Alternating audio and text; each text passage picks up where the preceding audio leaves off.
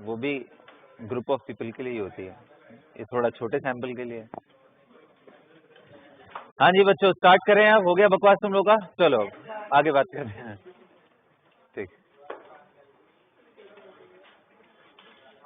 तो अभी हो रहा है 33।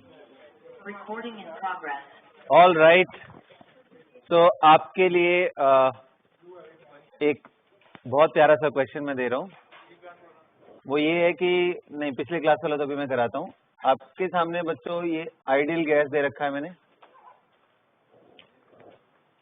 2 mole of an ideal gas, initial temperature दे दूं, T1 is equal to 27 degree Celsius, 2 mole of ideal gas,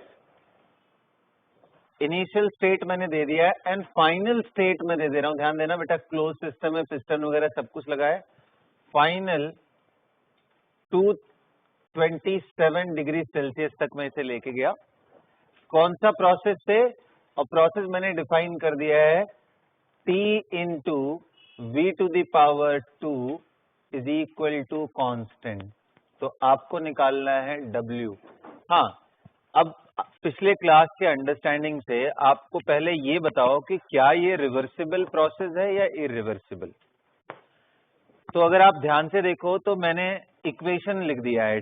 ये प्रोसेस के ड्यूरेशन में क्या फॉलो हो रहा है? T इंटू वी का square is equal to constant. का मतलब टेम्परेचर हर मोमेंट पे डिफाइन हो रहा होगा, हर वॉल्यूम पे। तो नेचुरली ये कैसा हो गया? Reversible process. क्योंकि अगर इरिवर्सिबल हो गया तो बीच के किसी भी स्टेज पे टेम्परेचर और specifically pressure of the gas will not be defined. अरे समझ में आ रहा है? तो ये रिवर्सिबल प्रोसेस ही है। तो जो हम अब तक करते आए कुछ नया है नहीं।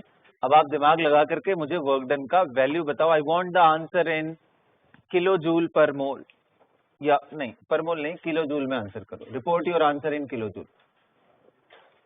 Do it fast.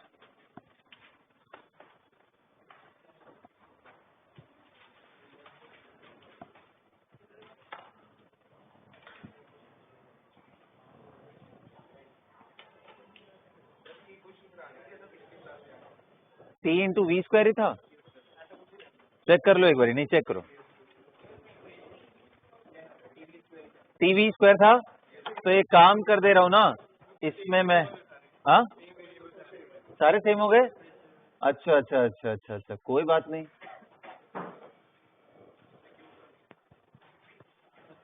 तो एक काम कर दे रहा हूं ना, T into T square is equal to constant कर दिया।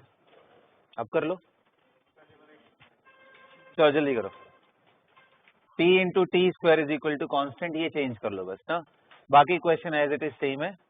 Do it fast guys.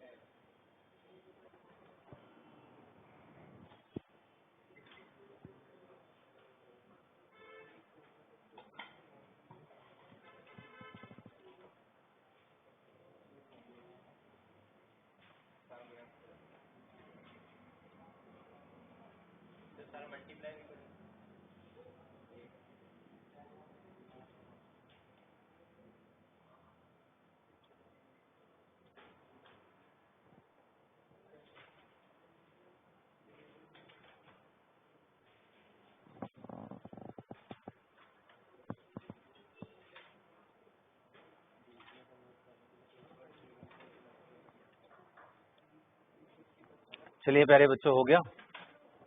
आओ चलो स्टार्ट करूं मैं।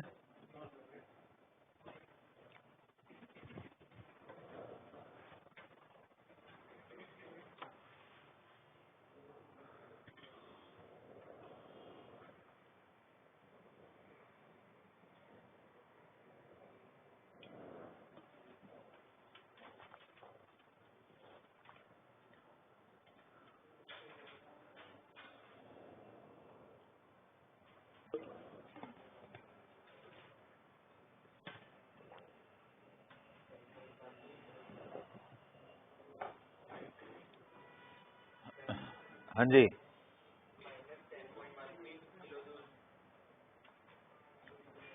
चेक कर लूंगा अभी।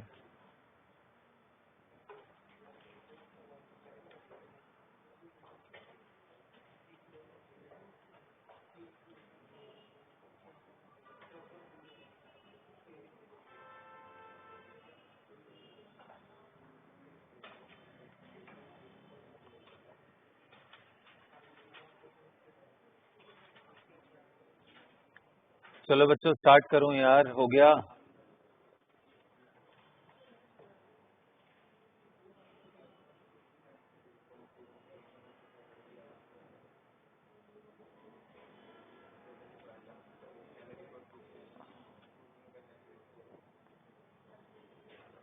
स्टार्ट करें?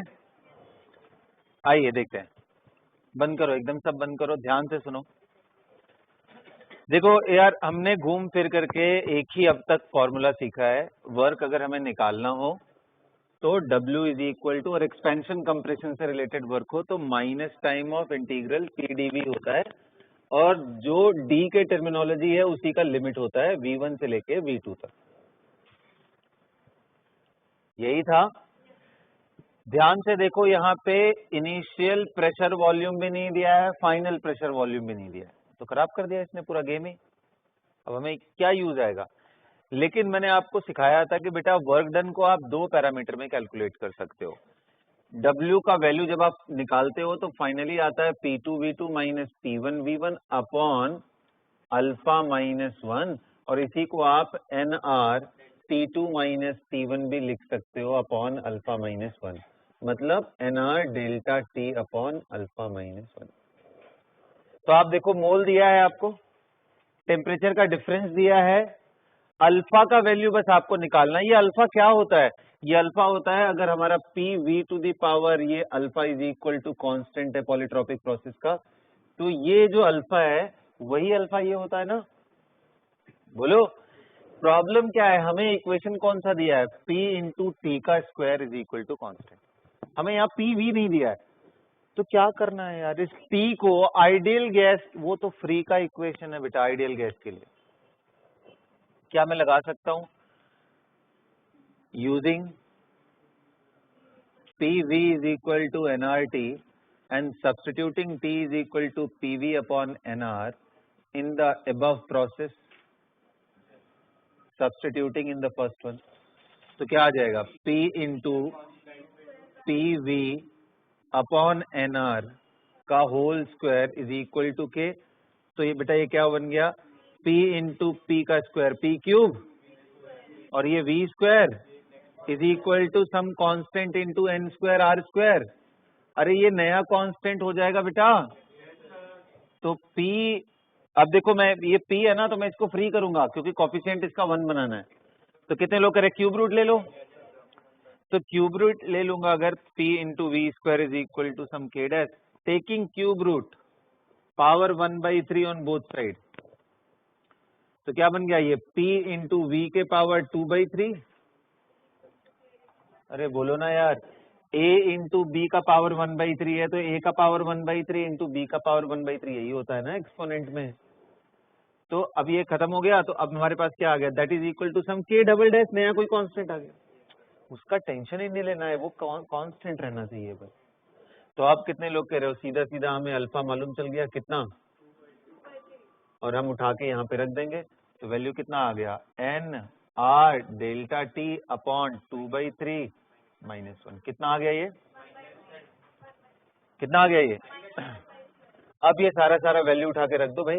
27 से 227 गया, तो तो कितने लोग कह रहे चेंज इन टेम्परेचर, चाहे वो डिग्री सेल्सियस में देखो या केल्विन में, एक ही बात होता ना। अरे नहीं तो आप इसको चेंज कर लो केल्विन में, कोई प्रॉब्लम नहीं, आपके ऊपर है। तो कितना आ रहा है टेम्परेचर डिफरेंस? 200 मोल। कितना है बेटा? 2 इंटू आर का वैल्यू मैंने आंसर किस में करना है? किलो जूल में। तो पहले मैं जूल में लिख लूं, 8.314 होता है ना आर एस आई यूनिट में, multiply by delta T. Delta T कितना है? 200 होल डिवाइडेड बाई ये वैल्यू कितनी आ गई भाई? -1 बाई, तो ये 3 ऊपर चला गया। अब ये वैल्यू कैलकुलेट करके बताओ कितना आ रहा है। That is equal to minus time, जल्दी बोलो, फटाक से मल्टीप्लाई करके बताओ। अरे अब ये समझ आ रहा है ना ये कैसे हुआ? मेरे ख्याल से मुझे दोबारा डिराइव करवाना पड़ेगा क्या? अगर पी वी के power alpha is equal to constant है, मैंने आपको पिछले क्लासेस में डेरिवेशन कराया है इसका, आपको डेरिवेशन कराया है। तो W का वैल्यू निकल के फाइनली क्या आता था? P2 V2 minus P1 V1 upon alpha -1। याद कर जाओ ये इक्वेशन, अगर कुछ भी करना है थर्मो में तो सेट कर लो एकदम बढ़िया से। रिवर्सिबल प्रोसेस दिया हो तो हम सीधा सीधा ये इक्वेशन यूज करने जा रहे हैं। और अच्छी चीज ये होगी कि आप डिराइव करके कर जाओ, 2 बार 3 बार डिराइव कर लो, सेट हो जाएगा। ठीक है, बहुत एफर्ट नहीं लगाना है इसमें, हो जाएगा आराम से। आगे बढ़े क्या?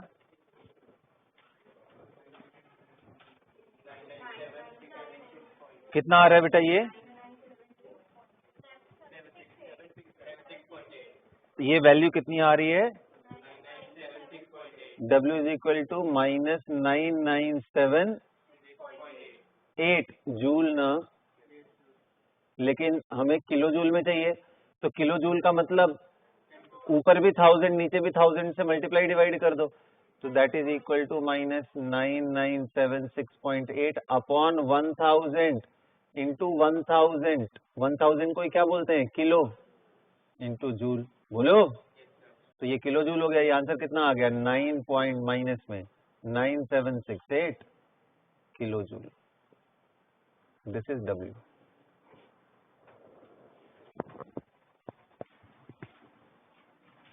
आ गया समझ में?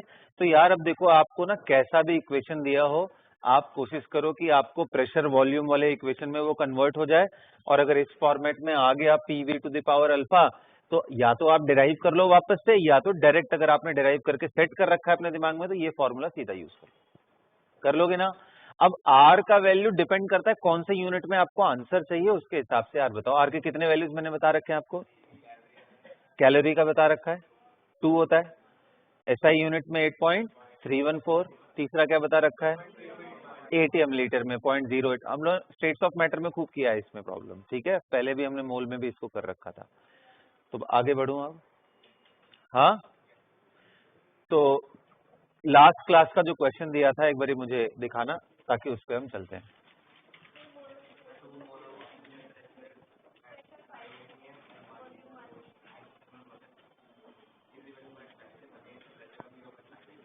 चलो आ जाओ करते हैं।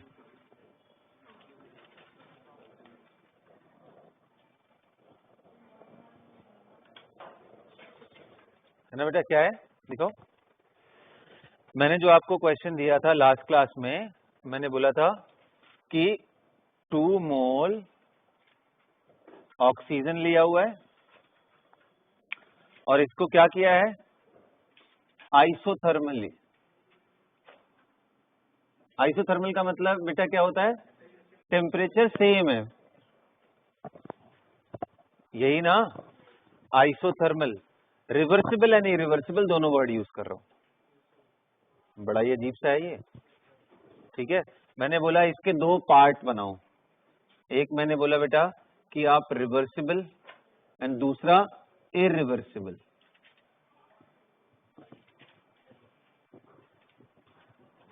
इरिवर्सिबल पूरा पूरा लिखूं तो आइसोथर्मल।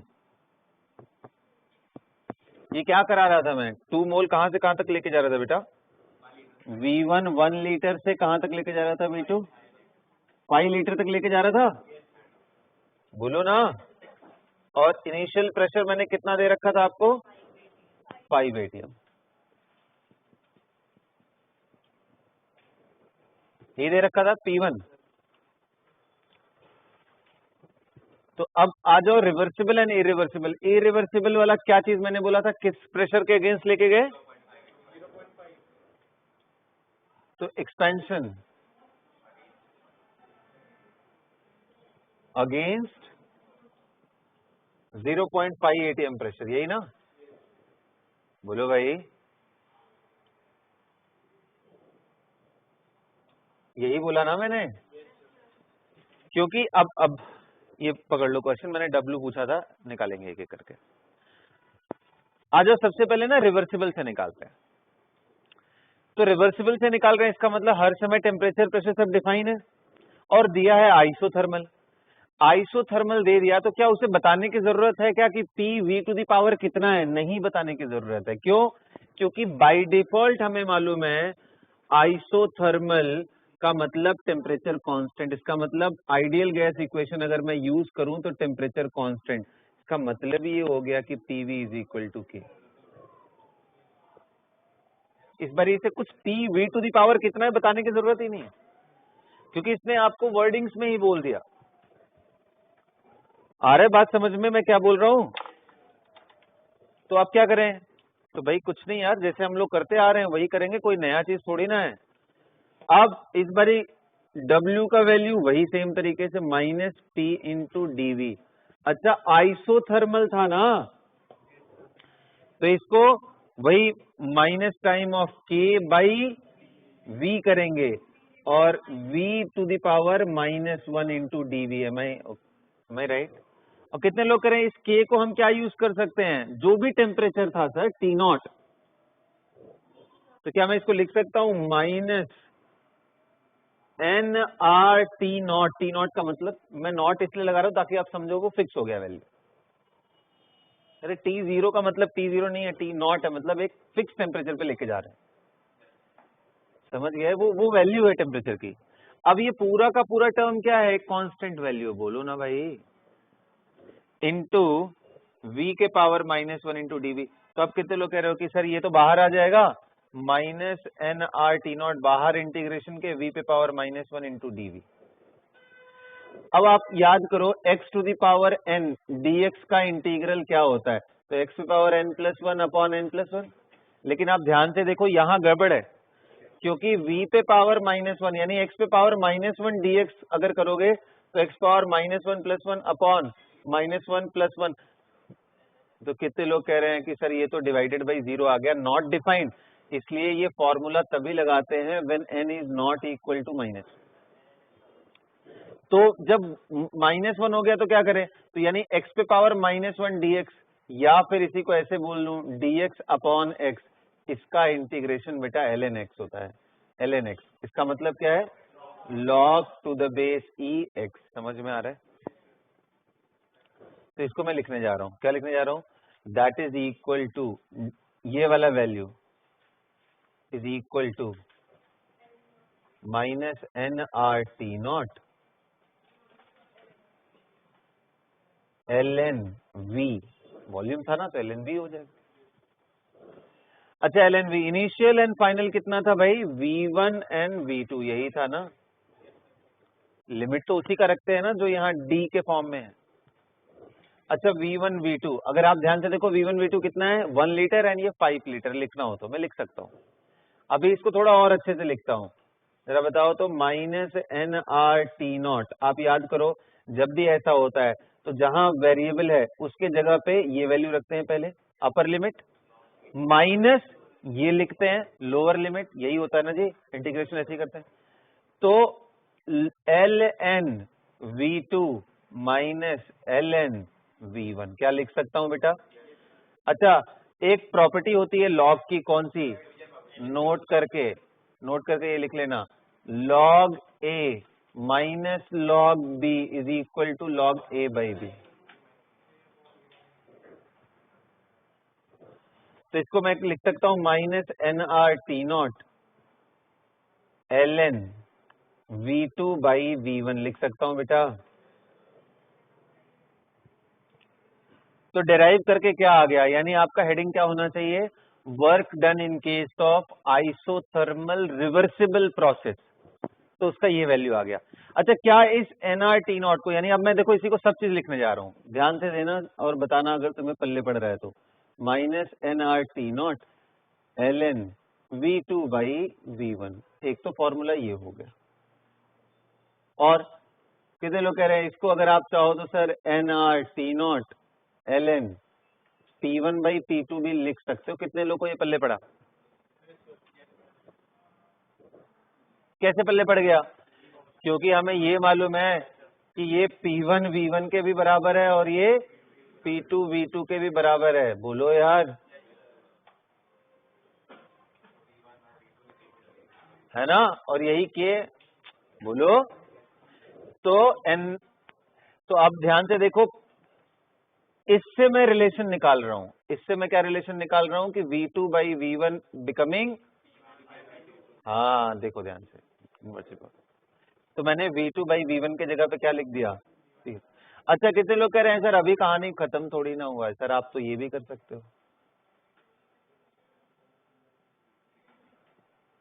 इसको आप ये भी लिख सकते हो, एंड डॉट डॉट डॉट इस V2/V1 के जगह P1/P2 लगा लगा के आप कर सकते हो। समझ गए? इतने सारे चीजों में हम एक्सप्रेस कर सकते हैं आइसोथर्मल रिवर्सिबल के केस में, अगर वर्क डन निकालना हो तो। समझ गए? आइसोथर्मल रिवर्सिबल के केस में, तो इसको आप नोट कर लो और देखो डेटा किसके फॉर्म में दिया हुआ है। क्या दिया हुआ है? V2/V1 दिया है ना, तो यानी हमें V2/V1, तो हम लॉग वाले में V2/V1 वाले लेंगे। और क्या दिया है? टेम्परेचर एंड मोल दिया है ना, टेम्परेचर नहीं दिया क्या? प्रेशर एंड, हाँ तो अरे प्रेशर एंड वॉल्यूम भी तो दिया है, तो P1/V1 वाला में यानी ये एक्सप्रेशन यूज कर लो, ये वाला हमारे काम का है, इस क्वेश्चन के हिसाब से ये वाला काम का। तो ये क्वेश्चन के हिसाब से क्या लगाओगे? आंसर क्या हो जाएगा भाई? अच्छे से नोट करना, W is equal to minus P1/V1 5 × 1, 5 हो गया? अरे बोलो यार, माइनस P1/V1 ln V2/V1, यही आया था ना बेटा? तो मैंने 5 × 1 P1/V1 कर दिया, P1 एंड V1 जो हमें वैल्यू मालूम है, इंटू ln V2/V1 यानी 5/1 आ गया आंसर। तो W का वैल्यू कितना आ गया? -5 ln 5। अब एग्जाम में, अच्छा ATM लीटर है ये ध्यान रखना ना, क्योंकि मैंने प्रेशर एंड वॉल्यूम को ATM लीटर में, अब आपको जूल में करना है, तो 1 ATM लीटर का वैल्यू कितना होता है भाई? 101.3।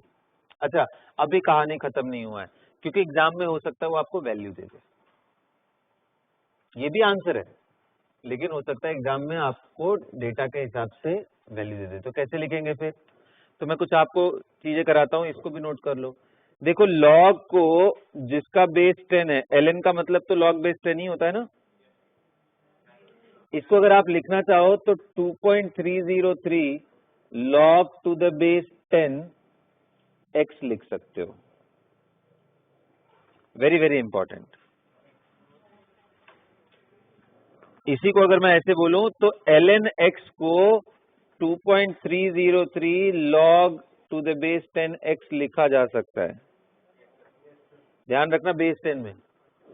तो मैं अगर इसको चेंज करूं तो वो क्या आ जाएगा? -5 × 2.303 log to the base 10 5। समझ में आ रहा है? अभी और कहानी खत्म नहीं हुआ, कुछ और चीजें आप नोट करके लिखोगे, ये वैल्यू याद कर जाओ, आपके लाइफ में बहुत यूजफुल है। log to the base 10, 2 का वैल्यू होता है 0.3010, log to the base 10 value 3 is equal to क्या होता है? 0.478,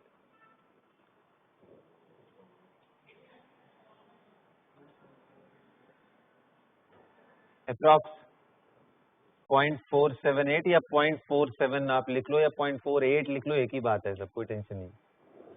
अब आप ध्यान से देखो यार, ये log 5 है, तो क्या इस log 5 को मैं कुछ दिमाग लगा सकता हूं क्या? log 5 I can write as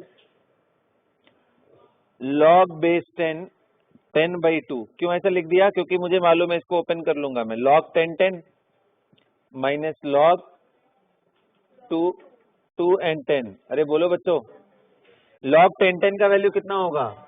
बोलो, कितने लोगों को मालूम है ये 1 होगा? हाथ उठाओ।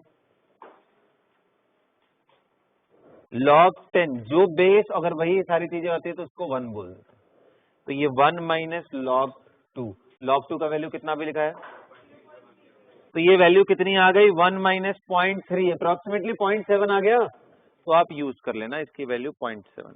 तो -5 into 2.303 into 0.7 approximately ATM litre, यही इसका फाइनल आंसर है। बहुत ही जबरदस्त क्वेश्चन था ये, पूरा दिमाग हिला देगा तुम लोग को, इतना सारा चीज इसमें देखना है।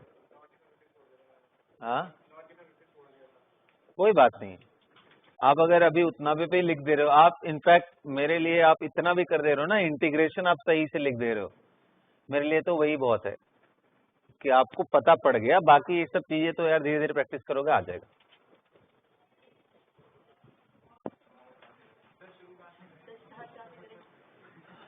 ओके, ये बोर्ड भर गया। तो स्टार्ट आपको कहाँ से करना है? जैसे मैंने शुरू किया था यार, आपको कहाँ से स्टार्ट करना है? Work done in case of, heading डाल करके, work done in case of isothermal reversible process, वो लिखने के बाद आप यहाँ से शुरू करो। PV is equal to this, ये इतना, W का वैल्यू इतना, ऐसे बढ़ते चले जाओ यहाँ तक, ये फाइनल। इसके बाद ये एक्सप्रेशन लिख लेना। करो, अरे जैसे करना चाहिए यार। तुम ये मेरे से पूछोगे कैसे लिखे हैं?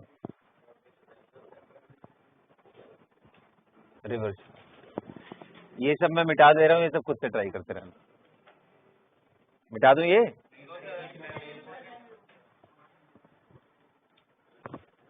तो आपका स्टोरी कहाँ से शुरू होता है? यहाँ से होता है, ऐसे जाना है आपको, यहाँ तक आपका ये एक ब्लॉक है। इसके बाद आपको कहाँ पहुंचना है? यहाँ पे।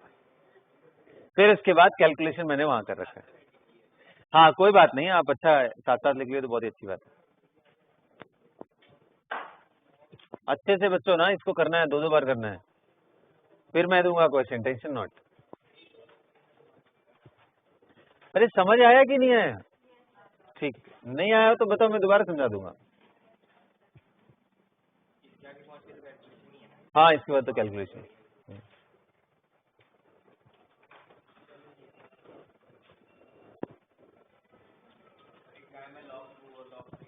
नहीं देता है, अगर थोड़े एग्जामिनर जनरस हुए तो दे देंगे, थोड़े दयालु प्रवृत्ति के हुए तो दे देंगे वो, वरना वो बोलते हैं कि यार इतने दिनों से प्रैक्टिस तो कर ही रहे होगे, तो ये सब याद हो जाना चाहिए। ये बिल्कुल वैसी वाली बात हो गई कि कायदे से तो मास नंबर देना चाहिए सोडियम का, पोटेशियम का, बट वो बोलते हैं किया क्या है तुमने 2 साल? अगर प्रैक्टिस किया होगा तो ये वैल्यू ध्यान में होंगी, तो इसलिए जेई मेन जैसे एग्जाम में, CBSE में कई बार मिस कर देते हैं। बट अगेन, अगर एग्जाम का स्टैंडर्ड बहुत अच्छा है तो वो आपका मेमोरी स्किल नहीं चेक करते हैं, वो चेक करते हैं कि आप पजल से बाहर निकल पा रहे हो क्या। तो जेई एडवांस में आता है तो वो एक एक छोटी छोटी जितनी याद करने वाली चीजें उस सब लिख के परोस देंगे कहानी, बोलेंगे अब बताओ अगर तुम्हारे अंदर हिम्मत है तो वैसा वाला रहता है। तो दोनों एग्जाम का फ्लेवर बिल्कुल अलग अलग है।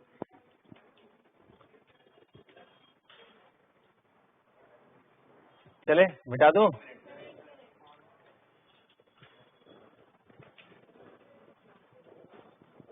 अब थोड़ा साफ सुथरा लग रहा होगा, इधर वाला भी मिटा दूं?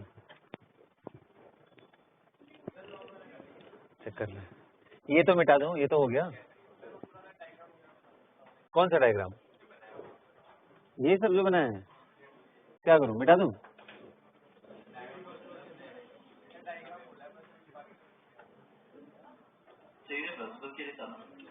क्या बेटा?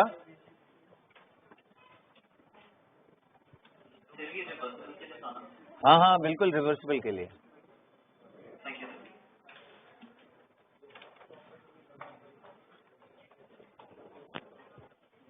चलो चलो नोट कर लिया, एक दो बारी और करना, हो जाएगा यार, टेंशन बिटा दो। तो क्या क्या टेक अवे था? एक तो जो सबसे पहला चीज था वो अलग ये था कि इस बारी ना dv बाई वी बन गया वो। तो dv बाई वी का इंटीग्रल हमारा ln v होता है। पहला तो टेक अवे ये है इस प्रॉब्लम से।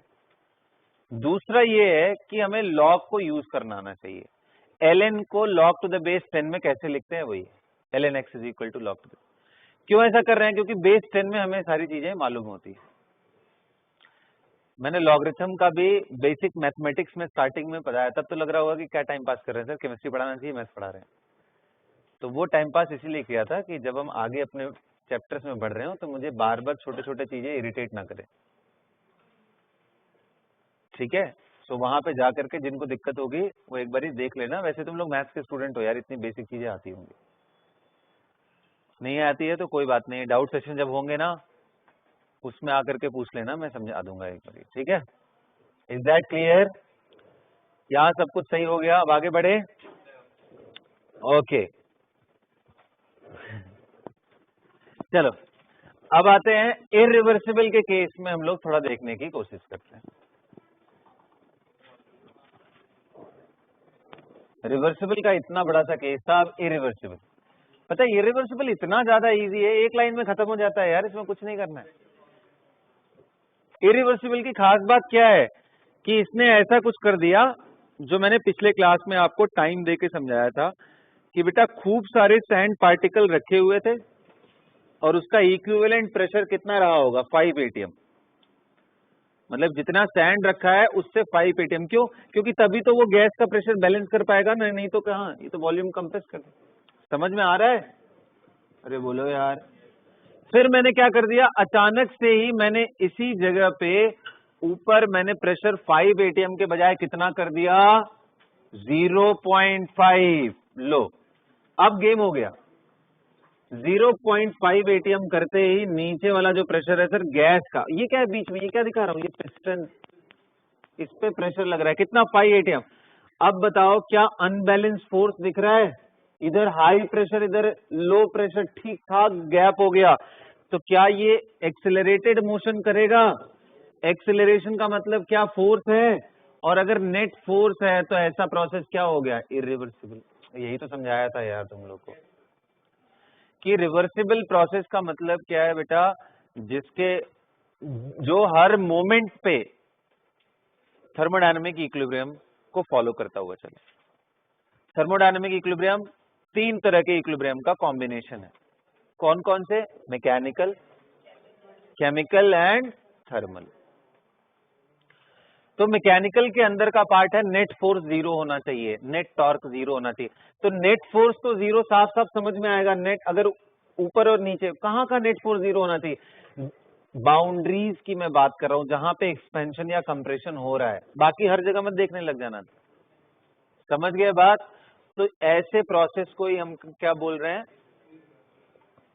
जहां पे हर मोमेंट पे इक्विलिब्रियम हो, रिवर्सिबल। यहां इक्विलिब्रियम साफ तौर से नहीं है तो क्या ऐसे चीजों के लिए हम हर मोमेंट पे PV is equal to nRT लगा सकते हैं क्या? बिल्कुल नहीं। क्यों? क्योंकि ये होमोजेनिटी अभी मेंटेन किया ही नहीं है। होमोजेनिटी सिर्फ और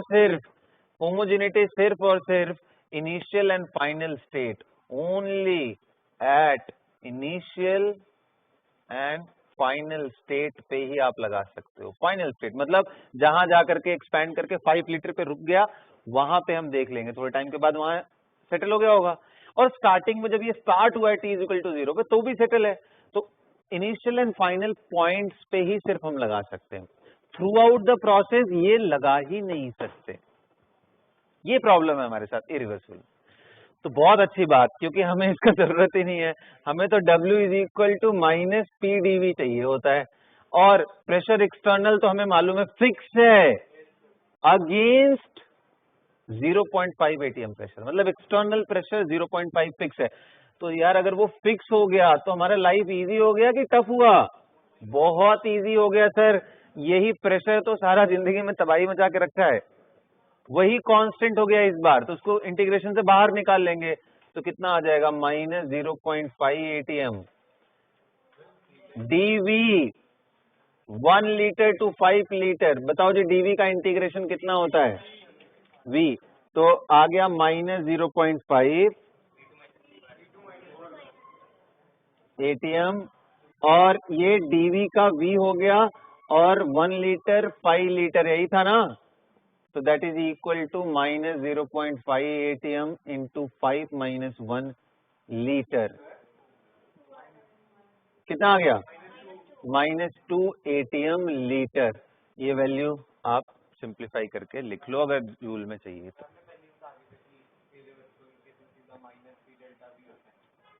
हाँ लेकिन उसी चीज को दोबारा समझा रहा हूँ, कोई तकलीफ है नहीं ना? एक बार में अगर समझ में आ जाए तो मेरा लाइफ बहुत इजी नहीं हो जाए?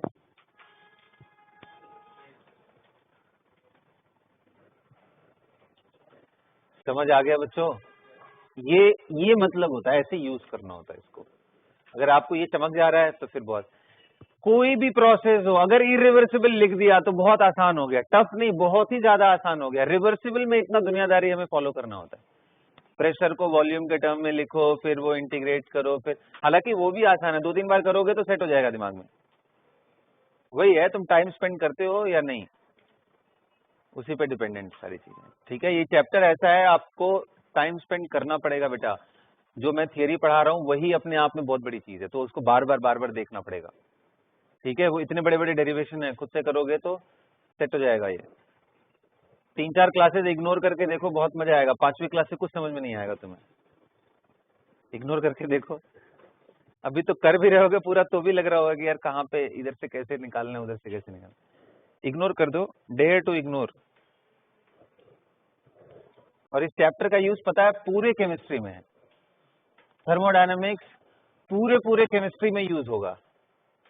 मतलब वो चाहे इक्विलिब्रियम पीछा नहीं छोड़ेगा, तुम्हें याद दिलाता रहेगा कि तुमने बहुत बड़ी जिंदगी में गलती की है वो टाइम पे चीजों को नहीं करके। ये मैं चेतावनी दे रहा हूँ, दिमाग में रख लो इसको बढ़िया से। चाहते हो कि आगे सुकून रहे तो ये चैप्टर को एकदम पूरा मन लगा करके सीखोगे। ठीक है, एक एक छोटी छोटी बारीकियों को मिटा दो। चलो अगला प्रॉब्लम दो।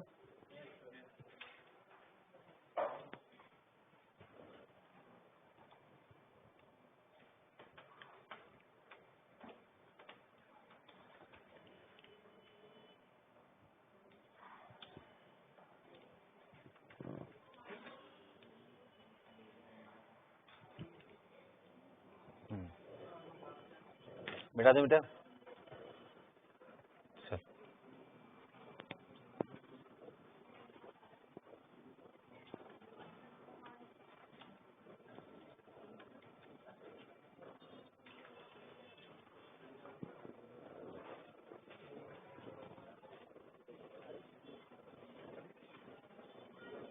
चलो बहुत बढ़िया है ना।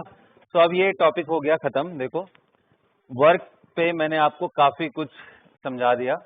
अब अगला टॉपिक लेके चलते हैं, क्या है, हीट समझते हैं। नहीं छोड़ दो, तकलीफ में आ जाओगे तुम लोग, आगे बढ़े नहीं तो इसी पे पड़े रह जाएंगे हम लोग 3 दिन। तो हीट समझते हैं। तो पहला हम लोगों ने समझा कि यार वर्क क्या होता है, और केमिस्ट्री में जब एक्सपेंशन या कंप्रेशन की बात होती है आइडियल गैस के केस में तो हम कैसे निकालते हैं, ये सीख लिया। बोलो। अब सीखने चाह रहे हैं क्या चीज, हीट क्या होता है। क्या होता है भाई हीट, कौन बताएगा?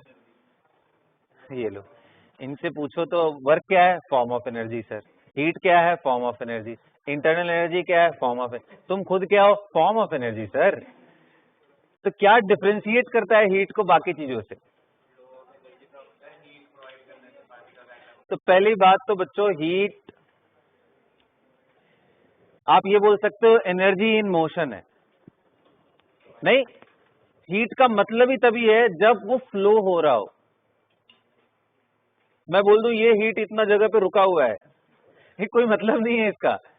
Heat is a form of energy which is only and only existent when it is flowing. अब क्वेश्चन ये आएगा सर फ्लो हो रहा है तो कहीं से तो हो रहा होगा, कहीं जा रहा होगा। तो बच्चों ऑब्वियसली वो एक पॉइंट से दूसरे पॉइंट ट्रेवल करता है due to difference in temperature. ठीक है, जैसे मान लो अगर आपको एक्सपीरियंस करना हो, अभी आपको फील नहीं आ रहा है, एक्सपीरियंस करना हो तो दो एकदम एग्जांपल दूंगा, एक थोड़ा कम डेंजरस है, एक बहुत ज्यादा डेंजरस है। घर में मम्मी वगैरह को तवे पे रोटियां वगैरह सेकते हुए देखा होगा, या मेड वेड जो भी घर पे आते होंगे। कभी आपका मन करे तो एक बारी तुम सेक करके देख लेना हल्का सा, एक्सपीरियंस तो ज्यादा होगा नहीं, रोटी पलटने में ही तुम्हें एहसास हो जाएगा कि कितना ज्यादा तकलीफ होता है अगर गलती हो जाए तो वहां पे तवा ज्यादा गर्म है, उसका टेम्परेचर बहुत हाई है, तुम्हारे बॉडी का टेम्परेचर हार्डली 36-37 डिग्री के आसपास होगा। थोड़े अगर तुम हॉट हो गए तो 38, मान लो बुखार उखार है तो तुम्हें 38-39 तक पहुंच जाएगा, इससे ज्यादा नहीं जाएगा, ठीक है। तो भी टेम्परेचर उधर से इधर फ्लो कर रहा हो, इस तवे का टेम्परेचर बहुत ज्यादा होता है, 400-500 के ऊपर रहेगा वो टेम्परेचर, इतना ज्यादा डिफरेंस होता है।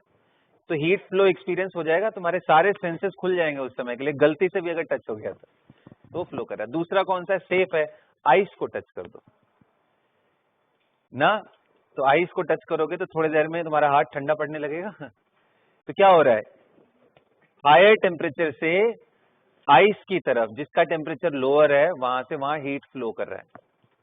और इसके पहले वाले तवे वाले एग्जांपल में क्या हो रहा है, हाई टेम्परेचर से आपके अंदर आ रहा है हीट, पर आप बर्दाश्त नहीं कर पाओगे, फफोले निकल जाएंगे उतनी देर में। समझ पा रहे हो मेरी बात, क्या बोलना चाह रहा हूं कि heat is a form of energy which is only defined when it is flowing. और कहां से कहां फ्लो करता है, हाई टेम्परेचर से, तो लिखो हीट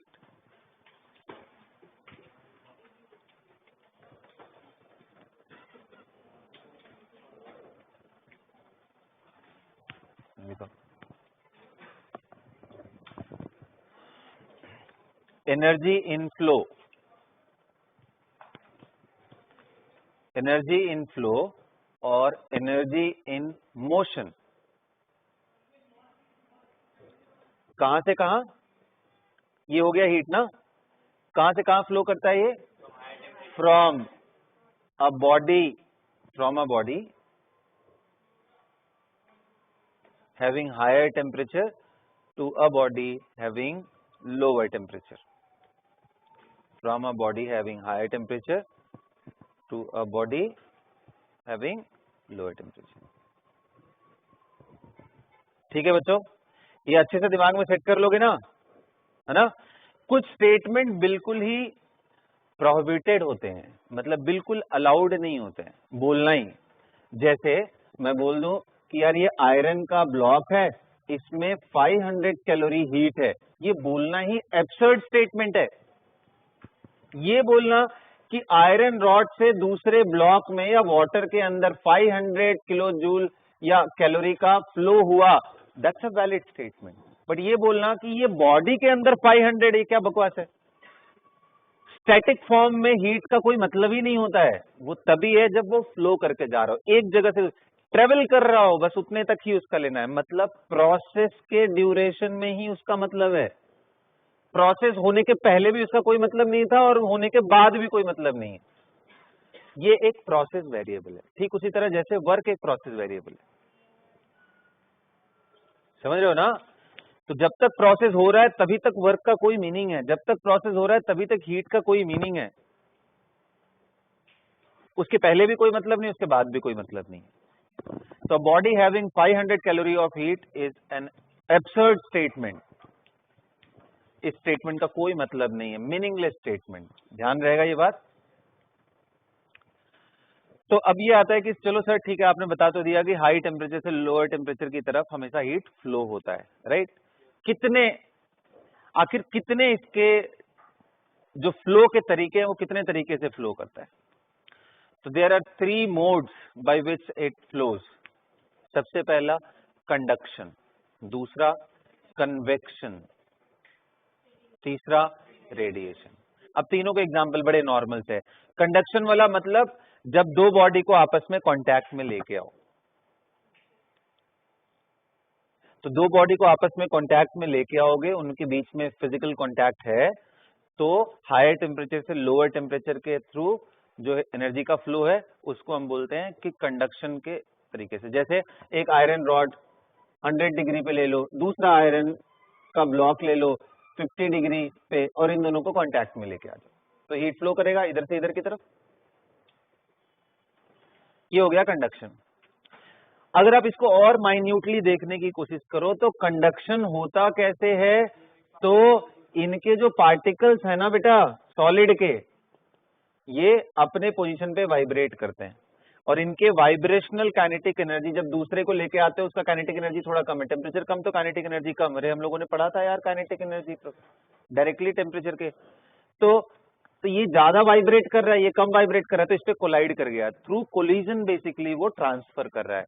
तो मतलब कंडक्शन सिर्फ और सिर्फ सॉलिड्स के अंदर डिफाइन कर सकते हैं। दूसरा होता है कन्वेक्शन। कन्वेक्शन में क्या होता है, मैटर पार्टिकल अपने एक जगह से दूसरे जगह, यानी वो उसी जगह डिफाइन होगा जहां पे पार्टिकल्स को मूवमेंट की आजादी हो। कहां पे होता है, लिक्विड्स में मूव कर सकते हैं ना पार्टिकल्स, गैसेज में तो कन्वेक्शन वहां होता है, लिक्विड में एंड गैसेज में। हीट कर दो तो क्या होता है, जैसे सोचो यहाँ ये बड़ा सा एक कंटेनर है, यहाँ नीचे मैं हीटिंग कर रहा हूं, तो ये एकदम यहाँ वाले का टेम्परेचर बहुत हाई है, तो यहां से यहाँ जो फ्लो हो रहा है हीट का, वो कई बारी पार्टिकल्स अपने आप जो गर्म हुए वो ऊपर की तरफ भाग जाते हैं, जो गर्म हुए, जो थोड़े ठंडे हैं वो नीचे, फिर से गर्म हुए फिर ऊपर की तरफ भाग रहे। तो क्या हो रहा है, हीट तो ट्रेवल, वो कैसे हो रहा है, मैकेनिज्म उसका क्या है, पार्टिकल्स के फ्लो के साथ हो रहा है, तो वो कन्वेक्शन होगा। जैसे गर्मियों में लू चलती है, हीट वेव्स, पार्टिकल्स ही तो आते हैं, वो ना रहे तो कोई मतलब ही नहीं है। तीसरा आता है बच्चों रेडिएशन, वो सबसे अमेजिंग चीज है, उसी के बदौलत पूरी सृष्टि चल रही है हम लोगों की, नहीं क्यों सृष्टि उसी से चल रही हो ना तुम तो आप देखो सन से अर्थ के बीच में, अर्थ के कुछ लेयर्स तक तो आप मान लो एटमॉस्फेयर है, हमारे गैसेज हैं, उसके बाद तो पूरा वैक्यूम, कुछ भी नहीं है, बिल्कुल कुछ नहीं है, समझ रहे हो, वहां कोई मीडियम नहीं है। तो वहां से यहां तक ट्रेवल करने में जब तक वो सरफेस एटमॉस्फेरिक चीजों के कांटेक्ट में नहीं आता, तब तक सन से यहां तक जो फॉर्म, मतलब जो एनर्जी का फ्लो हो रहा है वो रेडिएशन का फॉर्म है। यहाँ के बाद से वो कन्वेक्शन के थ्रू पहुंचता है, मतलब पार्टिकल्स हैं वो गर्म होकर के इधर की तरफ आते रहते थे, और साथ में रेडिएशन तो पहुंच ही रहा है। तो समझ में आ गया तीनों फॉर्म, तो लिखो 3 different modes of heat flow, 3 different modes of heat flow।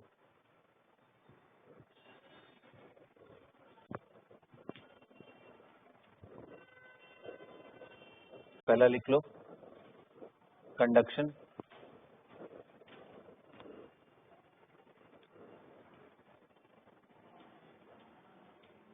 Right, example इसका लिख लो, कहां पे मिलेगा, when two solids are in contact, when two solids are in contact, one having higher temperature, other having lower temperature,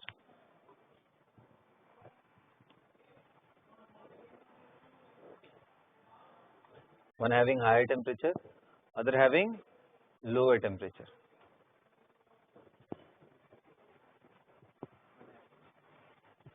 higher temperature, other having lower temperature, मतलब conduction कहां पे defined है, solids के केस में, राइट। तो energy का flow होता कैसे है, तो लिख लो वाइब्रेशनल एनर्जी का ट्रांसफर होता है हायर टेम्परेचर वाले बॉडी से लोअर टेम्परेचर की तरफ, right. So heat transfer occurs by transfer of vibrational kinetic energy, by transfer of vibrational kinetic energy from one solid to other solid। Yes, heat transfer occurs by transfer of vibrational, अपने ही जगह पे वो vibrate करते हैं ना oscillatory में, तो vibrational, by transfer of vibrational kinetic energy, right. कहां से कहां ट्रांसफर होगा, नेचुरली हाई टेम्परेचर से लो टेम्परेचर, समझ गए।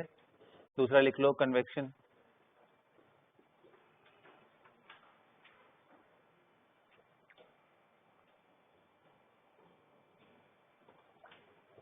transfer of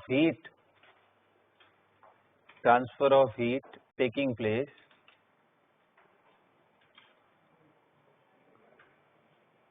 along with transfer of medium particles, transfer of heat taking place along with medium particles.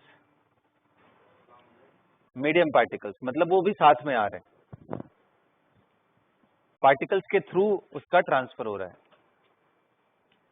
तो लिख लो in liquid and gases convection occurs.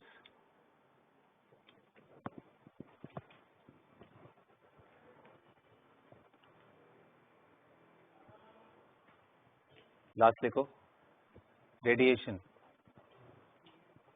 Radiation RADIATION radiation. तो radiation में क्या है बोलो? Yes, transfer of heat without any physical contact and without any transfer of medium particles. मतलब मैं ये कहना चाह रहा हूं विदाउट मीडियम. कोई मीडियम है ही नहीं, ना तो सॉलिड है, ना लिक्विड है, ना गैस है. फिर भी अगर हो जाए so transfer of heat without involving medium, without involving medium, right? तो यानी रेडिएशन बच्चों एग्जांपल आप लिख सकते हो कि सन से जो ये, अच्छा किस फॉर्म में ये होगा फिर? तो इलेक्ट्रोमैग्नेटिक वेव के फॉर्म में एनर्जीज आती है, in the form of electromagnetic wave. Energy उधर से इधर की तरफ.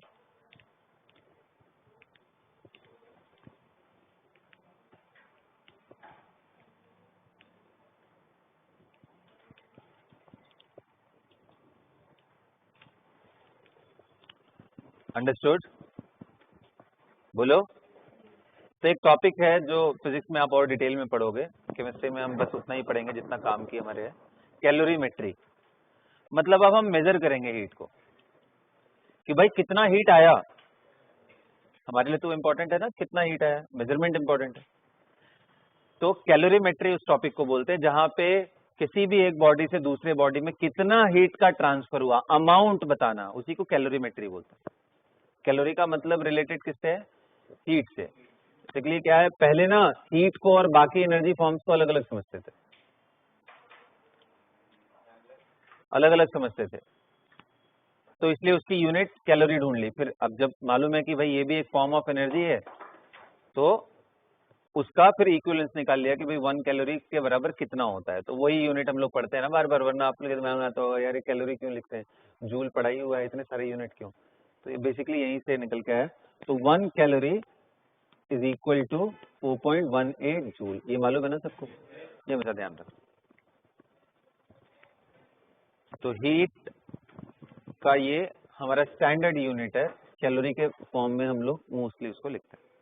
इसलिए देखोगे जहां पे भी हीट के क्वेश्चन आते हैं वहां मोस्टली आंसर ऑप्शन सब जगह पे कैलोरी कैलोरी कैलोरी लिखा रहेगा. वर्क जो होता है उसमें मोस्टली जूल जूल जूल लिखा रहता है. समझ गए? यहां तक क्लियर है? हाँ बोलो. तो ये कैलोरीमेट्री. अब एक चीज सोचना चाह रहा हूं, मतलब मैं आपको बताना चाह रहा हूं. इनफैक्ट आपको याद है कि अगर हीटिंग कर रहे हैं किसी बॉडी का, किसी भी बॉडी को ले लेते हैं जो प्योर फॉर्म में, तो आखिर उसके फिजिकल फॉर्म में उसके टेम्परेचर में क्या चेंजेस होंगे, ये हम लोग समझने की कोशिश करते हैं. So what happens when any specific solid, मैं ऐसा लेना चाहता हूं एग्जांपल कि वो सॉलिड से शुरू हो, लिक्विड में जाए और लिक्विड से फिर फाइनली गैस तक चला जाए और हम हीट करते चले जाएं, तो क्या होगा? लिखो व्हाट हैपेंस व्हेन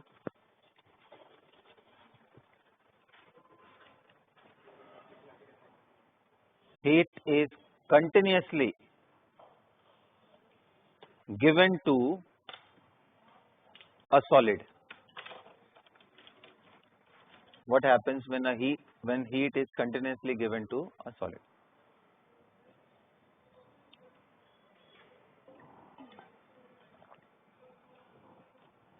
क्या होगा भाई? तो क्या कॉमन एक्सपीरियंस बोलता है? तो चलो सबसे अच्छा एग्जांपल जो हमारे डेली लाइफ में ज्यादा यूज होता है, I'll consider that water, right? उसी को लेके चलते हैं. तो देखो बच्चों थोड़ा ध्यान से समझना, ये बहुत इंपॉर्टेंट चीज है ना। ये देखो मैंने आइस ले रखा है, सॉलिड के फॉर्म में तो वो आइस ही होगा ना। अब भाई आइस ले रखा है, थोड़ा शिमला चलते हैं, उससे भी और ऊपर चलते हैं, चलते चलते चलते एकदम पहाड़ों के एकदम टॉप पे पहुंच जाओ, वहां टेम्परेचर बहुत लो होता है, तो वहां वाला आइस में लेके आया हूं आपके लिए, ठीक है। तो कितना है उसका, let us consider -50 degree Celsius, ऐसा एज्यूम कर लेते हैं टेम्परेचर। नहीं वो तो हो जाएगा, बट होता है, आपको मालूम है ना, सियाचिन ग्लेशियर वगैरह के पास टेम्परेचर चेक करना, आप इंटरनेट पे पढ़ना, फिर मुझे कल बताना कि वहां पे चेक कर लेना एक बारी। 4-5 -4-5 तो मुझे लगता है कि हमारे चंडीगढ़ में पहुंच जाता है वो ठंड के टाइम में। तो अलग अलग सीजन में होता होगा भाई, टेम्परेचर ड्रॉप होते होंगे, अब एक बारी पढ़ना फिर बताना, ठीक है। अभी हम लोग माइनस में बात करते हैं, let us not debate on, but मैं ये टेम्परेचर की बात कर रहा हूँ।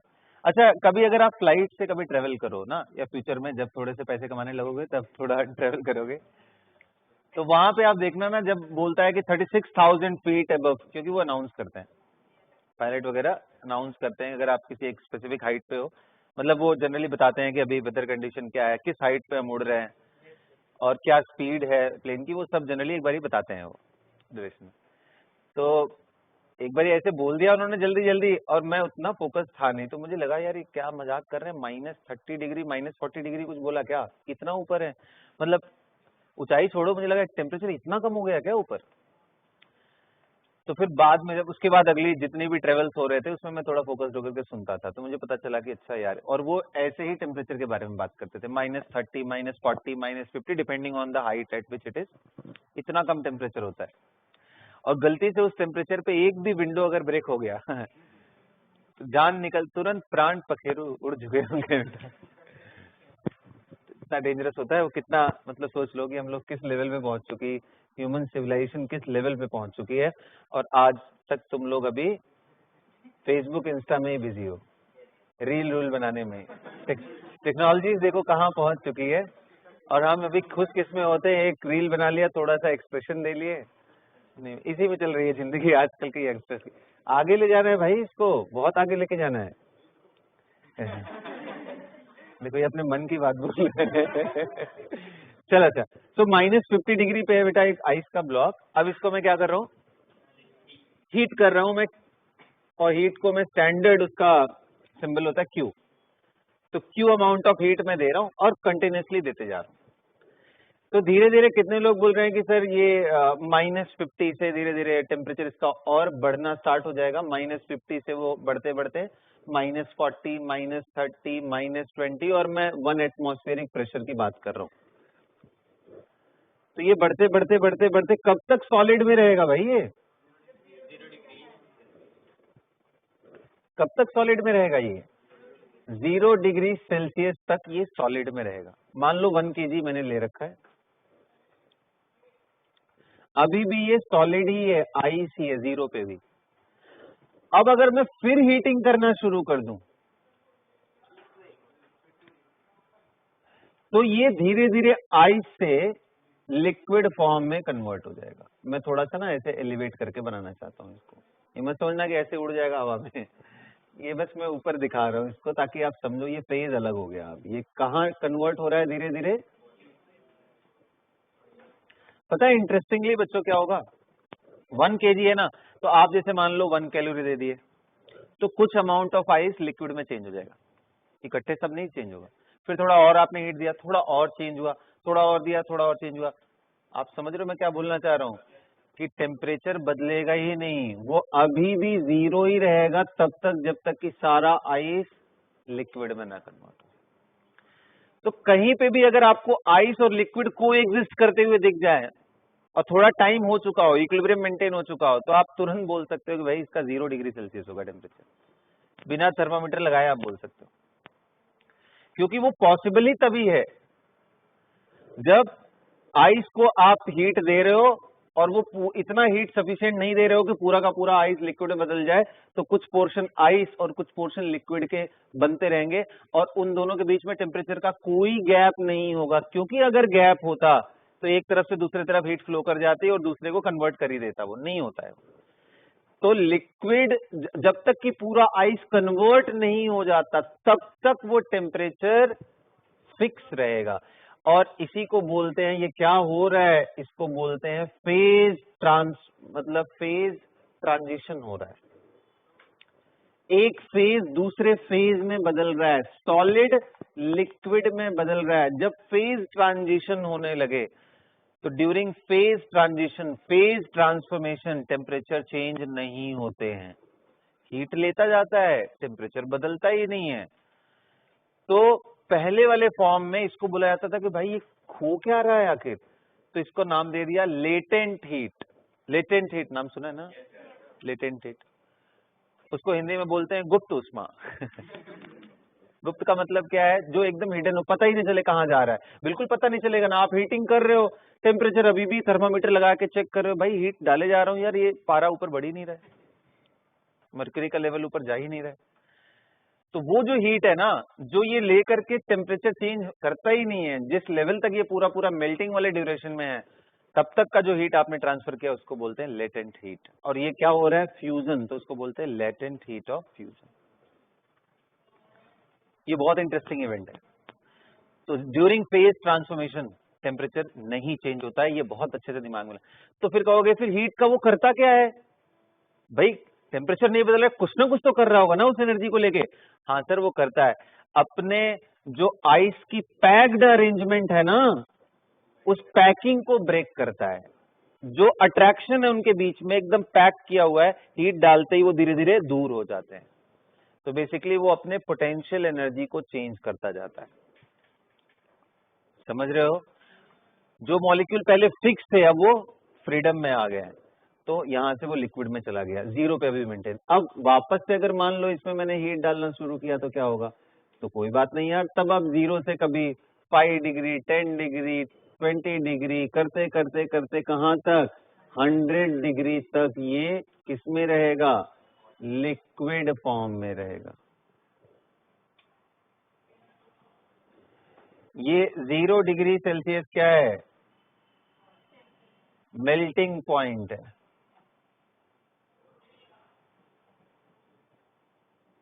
Zero degree Celsius at 1 atm। बड़ा इंटरेस्टिंग है ये भी बात कि प्रेशर पता होना चाहिए, तभी आप मेल्टिंग पॉइंट बोल पाओगे। मेल्टिंग पॉइंट जब अगर आप बोल दो कि 0 है वाटर का, वो तभी करेक्ट है जब साथ में बोलो कि एट 1 atm प्रेशर। प्रेशर बदल दोगे मेल्टिंग पॉइंट बदल जाएगा। इसके बारे में भी हम लोग आगे देखेंगे, बट अभी फिलहाल के लिए इतना ही दिमाग में रखो, melting point of water at is 0। तो ऐसे ही बच्चों वो कब तक लिक्विड रहेगा, जब तक कि वो 100 डिग्री सेल्सियस ना हो जाए। तो बॉइलिंग पॉइंट, टीबी का मतलब बॉइलिंग पॉइंट, आप लिख लेना इसको, of water is 100 degree Celsius at 1 atm। Understood है।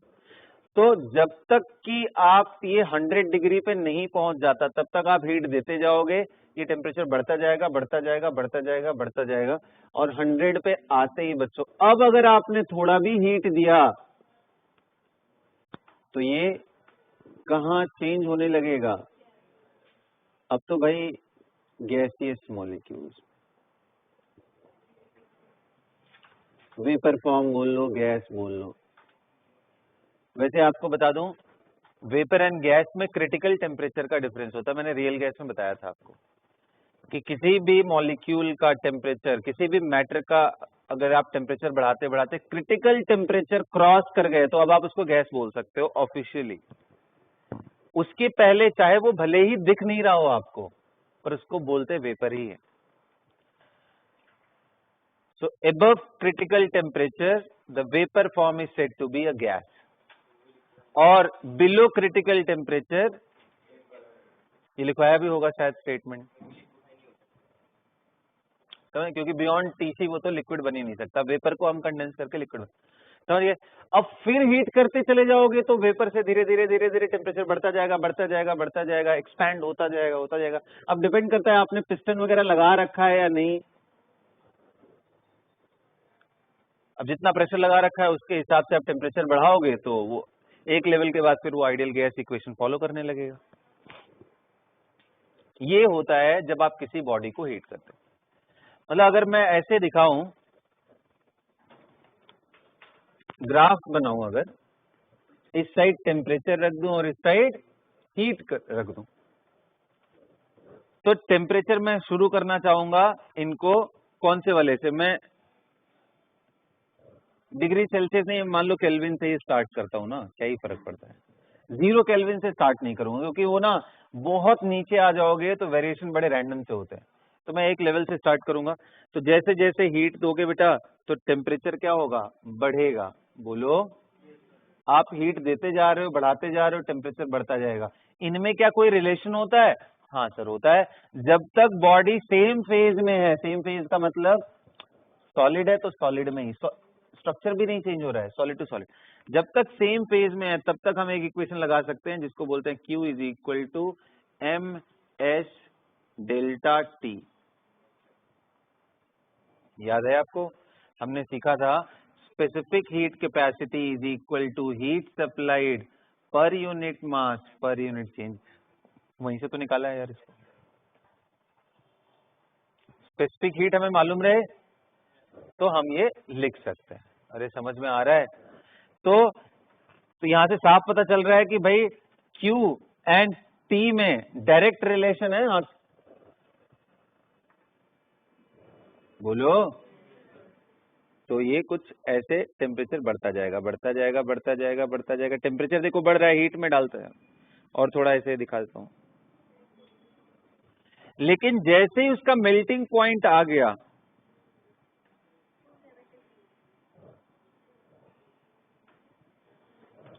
वैसे ही अब आप हीट देते जाओगे, हीट तो बढ़ रहा है, हीट तो आप देते जा रहे हो, लेकिन टेम्परेचर फिक्स हो गया। समझ गए? ये पूरा सॉलिड था, यहां भी सॉलिड, मतलब ऐसे लिख सकते हो आप, यहां पे भी आइस था, यहां पे भी आइस है, यहां क्या हो गया, वो लिक्विड। अब भाई, अब लिक्विड के अपने स्पेसिफिक हीट कैपेसिटी पे डिपेंड करेगा, S इंटू डेल्टा टी। इसका S और इसका S सेम थोड़ी ना होगा सर, उनके स्ट्रक्चर्स बदल गए, लिक्विड का अपना अलग। तो बच्चों यहां पे अलग तरीके से स्लोप थोड़ा बदल जाएगा, ऐसे जाएगा, और फिर एक बार ऐसा स्टेज आएगा जहां पे फिर कांस्टेंट हो जाएगा। और ये कांस्टेंट स्टेट कौन सा है? यहां तो पहले लिक्विड लिखो और उसके बाद यहां पे आप वेपर लिख लो, एंड इसके बाद फिर से ऐसे अपना चेंज होता जाएगा। So this is what we are going to observe if a continuous supply of heat is there for any solid material. तो जब जब फेज ट्रांजिशन हो रहे होंगे तब तब टेम्परेचर कांस्टेंट हो जाएगा। तो इधर वाले फॉर्म को हम बोलते हैं लेटेंट हीट।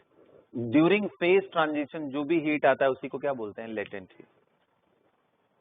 और बाकी केस में रेगुलर जो हमें हीट मालूम है ना।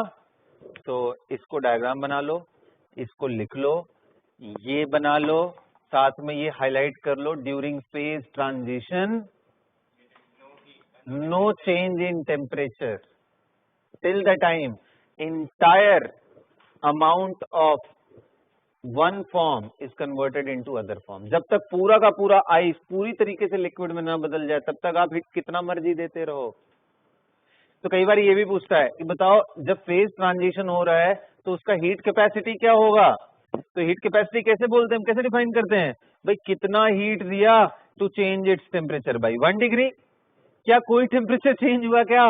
लेकिन हम हीट तो दिए जा रहे हैं, तो ये तो टेंडिंग टू जीरो है। टेंडिंग टू जीरो क्या, एग्जैक्टली जीरो है।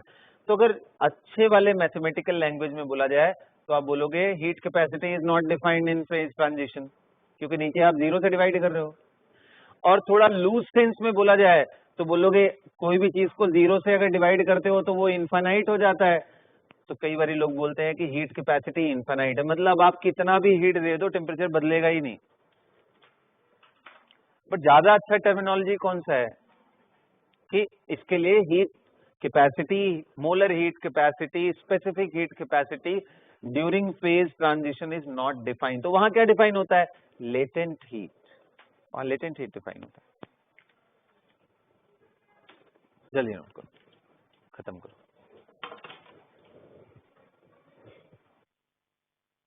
बेटा। सेम मटेरियल के लिए डिफरेंट फेसेस में स्पेसिफिक हीट कैपेसिटी सेम होगी या फिर डिफरेंट? सेम मटेरियल के लिए इन डिफरेंट फेसेस, जैसे सर आइस, वाटर और पेपर। करता हूँ अभी बात मैं, अभी ना न्यूमेरिकल कराऊंगा, खुद ही क्लियर हो जाएगा। अलग अलग होता है बेटा, खुद सोचो ना, अलग अलग होना भी चाहिए, क्योंकि आइस में उन पे अट्रैक्शन अलग तरीके का हो रहा होगा, लिक्विड में आने पे अलग तरीके का हो रहा होगा, गैस में आने पे अलग, वो तो उनके इंटरनल स्ट्रक्चर, इंटरनल फोर्सेस पे डिपेंड करता है। समझ में आ रहा है? तो इसलिए अलग अलग होती है वैल्यूज।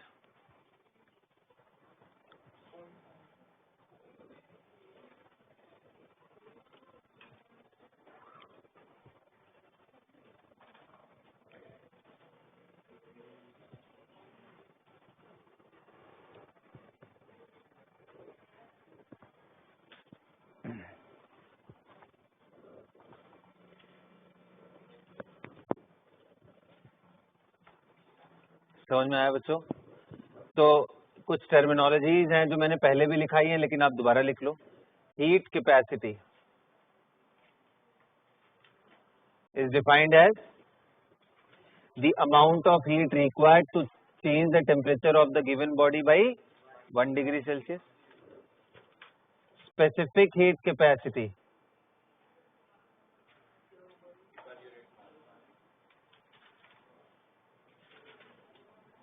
जिसको जनरली एस और सी, एस से लिखते हैं, is defined as Q by M delta T. और molar heat capacity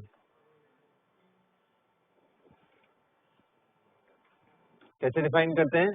amount of heat, C M लिखते हैं, molar, Q upon number of mole into delta T. मतलब amount of heat required to change the temperature by 1 degree और 1 kelvin पर मोल, और ये क्या था? पर unit mass.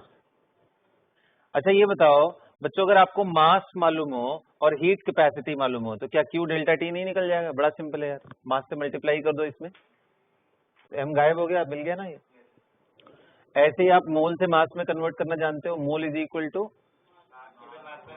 Given mass by mole. तो अब समझ गया ना इन सब में रिलेशन क्या है? तो चाहो तो यहाँ पे लिख सकते हो इनके बीच में relation, heat capacity is equal to specific heat multiply by mass. इसी तरीके से molar heat, C M molar heat is equal to specific heat multiply by molar mass. याद है? तो ये सारा चीज हम लोग कर सकते हैं। अच्छा, इनके अलावा और क्या लिखना है? Latent heat.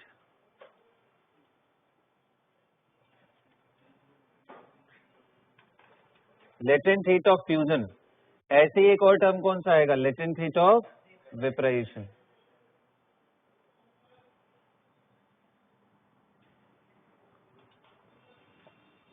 Latent heat of fusion क्या आएगा बेटा?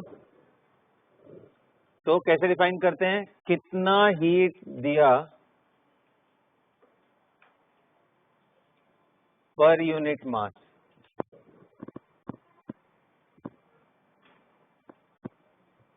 क्या करने के लिए? फेज ट्रांजिशन करने के लिए, कि वो सॉलिड से लिक्विड चला जाए। समझ गए ना? लेटेंट हीट ऑफ वेपराइजेशन क्या होगा? कितना हीट दिया कि पर यूनिट मास। तो इसको आप लिखोगे लेटेंट हीट ऑफ फ्यूजन को, अमाउंट ऑफ हीट रिक्वायर्ड। चलो पहले ये नोट कर लिए सब, कर लो ये सब सारी टर्मिनोलॉजी नोट कर लो अच्छे से, सबका मतलब लिख लो। ये ग्राफ वगैरह बना लिए, मिटा दो ये सब, जल्दी करो जल्दी।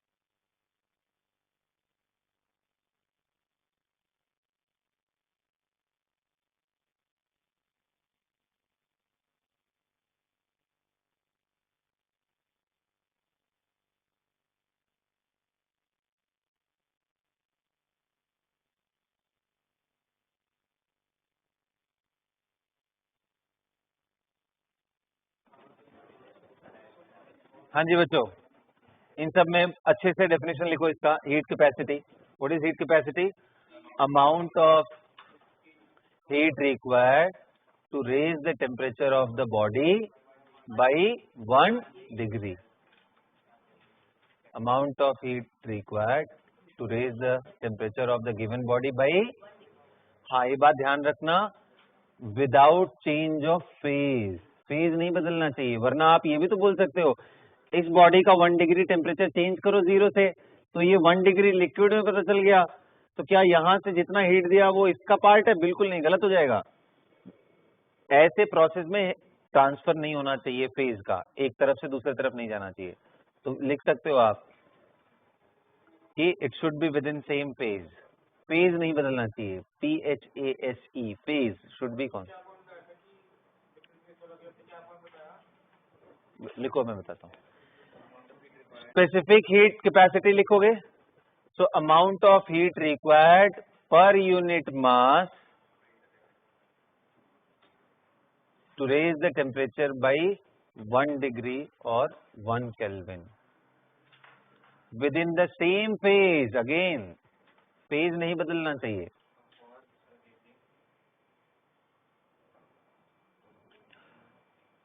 amount of heat required to raise the temperature by 1 degree or 1 Kelvin per unit mass without change of phase।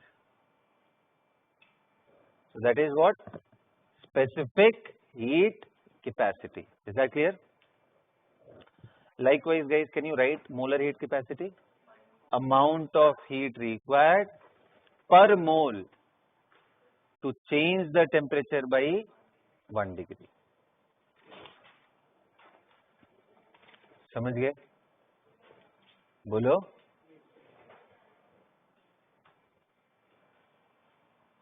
Got it?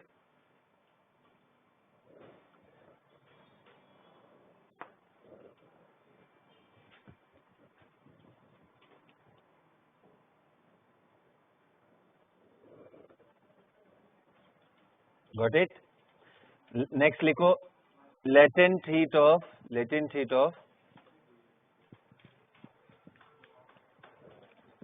fusion। latent heat of fusion।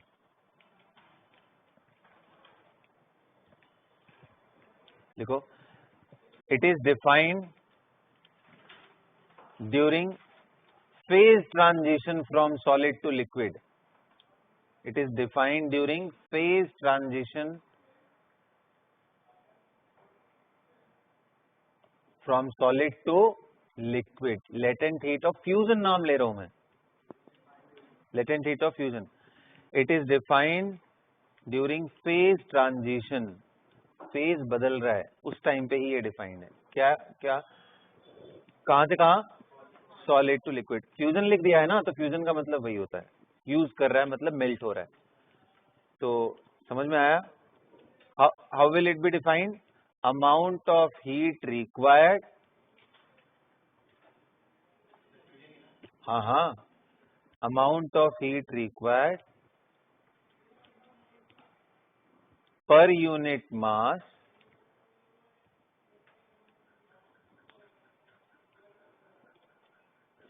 for what? To completely change its phase from solid to liquid। to completely change its phase from solid to liquid। कौन से temperature पे? at its melting point।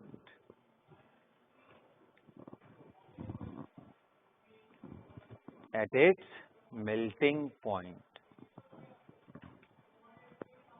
समझ गए?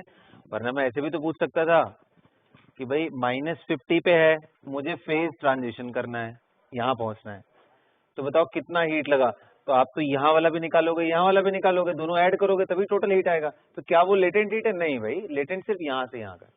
तो melting point पे जो phase transition हो रहा है उसमें कितनी हीट पर यूनिट मास लग रही है, वही हमारा लेटेंट हीट ऑफ फ्यूजन है। ऐसे ही लेटेंट हीट ऑफ वेपराइजेशन लिख लोगे अपने से। तो लिक्विड से गैस एट बॉइलिंग पॉइंट, लिख लोगे ना अपने से, नोट करो अपने से।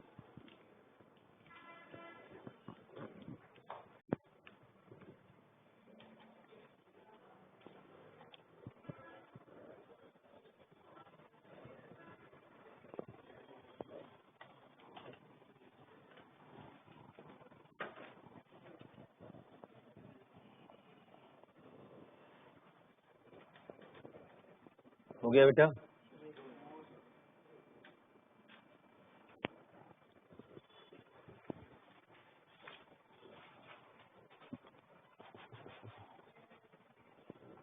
बता दो इसको।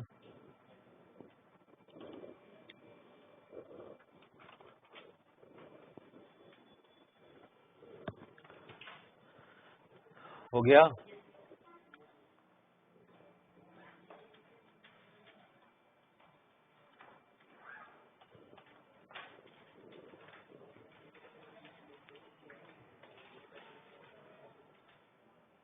नोट पॉइंट करके वो लिखा था, during phase transition the temperature will not change, right? ये नोट करके लिखा है ना। वैसे तो हम लोगों ने ग्राफ में भी ये सब चीज दिखाई दी है, फेज ट्रांजिशन में नहीं। अच्छा, एक और इंटरेस्टिंग बात बताऊं, कभी आपने ये तो सुना ही है कि कार्बन डायमंड हो या कार्बन ग्रेफाइट हो, ये दोनों ही होते कार्बन के एलोट्रॉप्स हैं। है दोनों ही सॉलिड ना बेटा? ग्रेफाइट जो पेंसिल के नीड,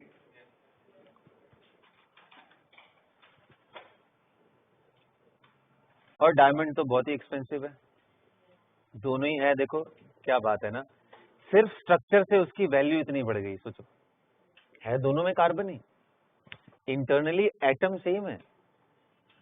अगर हम एकदम मॉलिक्यूलर लेवल, एटॉमिक लेवल पे चले जाएं तो हमें as a being a chemist हमें समझना चाहिए, है तो ये भी कार्बन यार, हीट करके इसको बर्न करोगे तो ये भी CO2 देगा।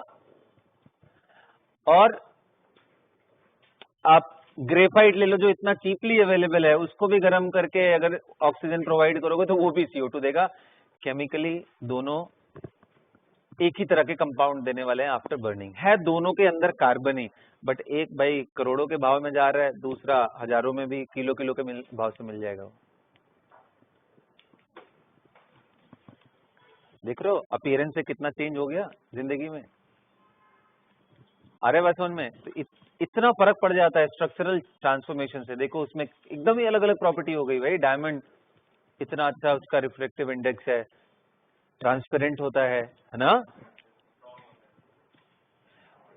इंसुलेटर होता है, वो यूज नहीं करते हैं, क्यों यूज करेंगे भाई ना, पागल है क्या हम लोग। लेकिन पेंसिल का यूज तो ग्रेफाइट का बहुत होता है। कहाँ पे यूज होता है? जहाँ पे भी हाई टेम्परेचर एप्लीकेशन होते हैं, क्योंकि बाहर नॉर्मल वायर लगाने से सब खत्म हो जाएगा कहानी, वो मेल्ट हो जाएगा। ग्रेफाइट वगैरह बहुत अच्छा चीज होता है। तो जब भी रिफ्रैक्टरी वाली चीजें करते हैं या बहुत हाई टेम्परेचर एप्लीकेशन, जैसे मेटलर्जी में मेटल को बनाना ऑक्साइड से। अच्छा, एक इंटरेस्टिंग बात बताता हूँ तुम लोग को, डायमंड एंड ग्रेफाइट दोनों में ही कार्बन होता है।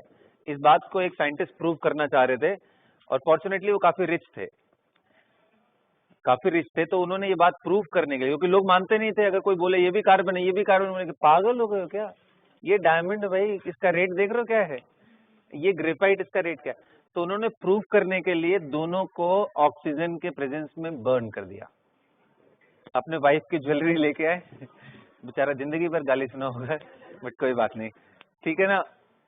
बर्न कर दिया डायमंड को, एंड जो गैस कलेक्ट हुई उसको लाइम वाटर से पास कराया, वो मिल्की हो गया। फिर बाकी सारी प्रॉपर्टीज जो CO2 की होती है। कितने सेक्रीफाइसेस से भरे पड़े हैं हमारी केमिस्ट्री में चीजें, है ना। तो ये रियल इवेंट है, मतलब ये प्रूव करने के लिए ऐसा किया गया है पास्ट में। तो दोनों में कार्बन देख लो। हाँ चाहिए, दोनों के लिए ही अच्छा खासा टेम्परेचर चाहिए दोनों का, ठीक है। चलो, तो गाइस कहना ये चाह रहा हूं कि ग्रेफाइट से, ध्यान से सुनो, ये सॉलिड है, और कार्बन डायमंड ये भी सॉलिड है। इधर से इधर जा रहे हो ग्रेफाइट से डायमंड बना रहे है तो दोनों में कार्बन ही ना, तो आप ग्रेफाइट से डायमंड बना सकते हो। ऐसे भी अटेम्प्ट लिए गए हैं बहुत बार, क्योंकि यहां से यहां जाने के लिए ये टेट्राहेड्रल अरेंजमेंट होता है। आपको कभी मैंने प्रोजेक्टर में दिखाया होगा, क्यों झूठ बोल रहे हो यार तुम लोग, ऐसे लाइव क्लास में क्यों झूठ बोल रहे हो ऐसा स्ट्रक्चर होता है, जबकि ये प्लेनर, सॉरी मैं डायमंड की बात कर रहा था। और ग्रेफाइट हेक्सागोनल स्ट्रक्चर में होता है बेसिकली, ऐसे करके एक्सटेंड हो जाता है। तो आप सोचो ये स्ट्रक्चर से यहां तक पहुंचना है तो बहुत हाई प्रेशर की जरूरत पड़ती है। At very very high pressure ये ट्रांसफॉर्मेशन पॉसिबल है अगर किसी एक स्पेसिफिक टेम्परेचर पे हम ले जाएं तो। लेकिन प्रॉब्लम सिर्फ कन्वर्जन का नहीं है, प्रॉब्लम है लार्ज स्केल पे कन्वर्जन का। कहने का मतलब एक मैं अगर 1 kg का ग्रेफाइट लूं तो उससे 1 kg का एकदम एक्सीलेंट डायमंड क्रिएट करने में प्रॉब्लम है, नहीं हो पाता है वो चीज, क्योंकि इधर से इधर आने के लिए बहुत स्लोली ये बॉन्ड ब्रेक करके एक दूसरे से मिले और एकदम परफेक्ट क्रिस्टलाइन अरेंजमेंट में मिलेंगे, तभी जाके आपको बड़ा क्रिस्टल मिलेगा। तो ये पॉसिबल है नहीं। बहुत सारे अटेम्प्ट लोगों ने कर लिया है, तो बहुत छोटे छोटे क्रिस्टल्स मिलते हैं और उसका कोई वैल्यू नहीं है भाई। उसका ठीक ठाक साइज हो तभी तो आप उसकी पॉलिशिंग वगैरह करके बेच सकते हो मार्केट में, वरना वो किसी काम का नहीं है। तो सोचो ये सब अटेम्प्ट लिए जा चुके हैं। Anyway, my question here is कि क्या ये सॉलिड और ये सॉलिड, ये दोनों का फेज सेम है या फेज अलग अलग है? क्योंकि है तो दोनों सॉलिड, फेज सेम है या फेज अलग अलग है? तो देखो दो चीजें होती हैं, एक होता है स्टेट और एक होता है फेज। सर स्टेट तो दोनों का सेम है, दोनों ही मैं पंजाब में ही पढ़ा रहा हूं, तो दोनों मतलब ये भी सॉलिड है और ये भी सॉलिड है, समझ आ रहा है? तो सॉलिड सॉलिड दोनों का स्टेट सेम है बच्चों, लेकिन फेज अलग अलग है, because phase depends on internal structure as well.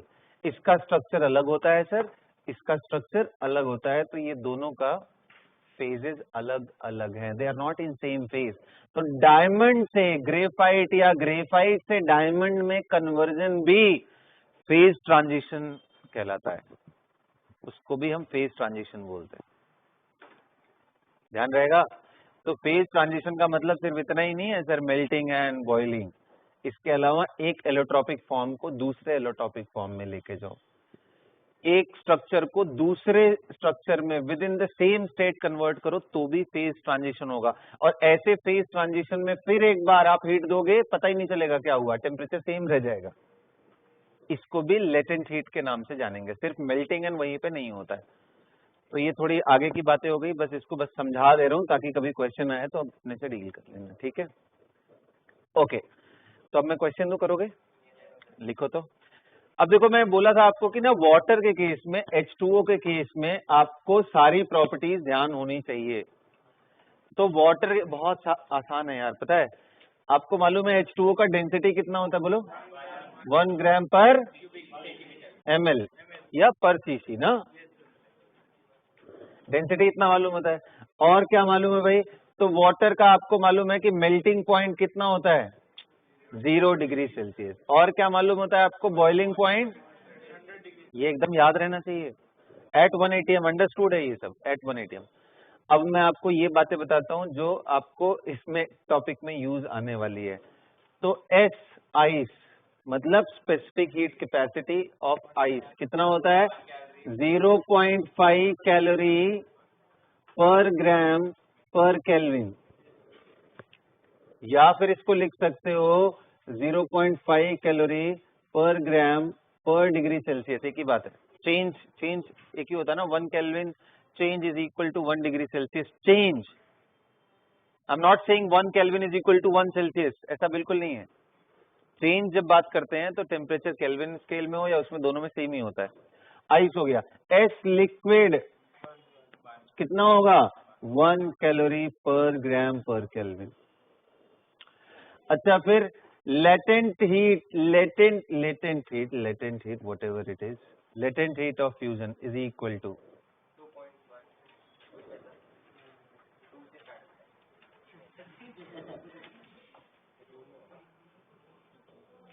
latent heat of vaporization। बाप रे, पूरा रिकॉर्ड तोड़ देगा ये। 540 कैलोरी पर ग्राम। ये अभी के लिए मान लो मैंने आपको दिया है, बट वैसे याद कर जाओगे तो अच्छा है, हर बार यूज करेंगे हम लोग। क्वेश्चन दे रहा हूं, पहले वैल्यू तो याद कर लो।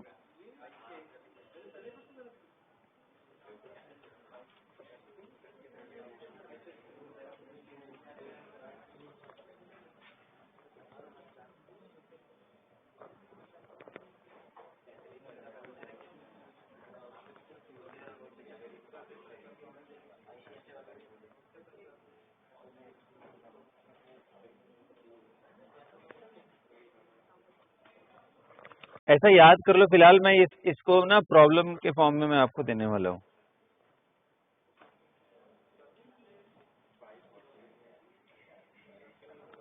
फिलहाल के लिए आप याद कर जाओ यार, ये वैल्यू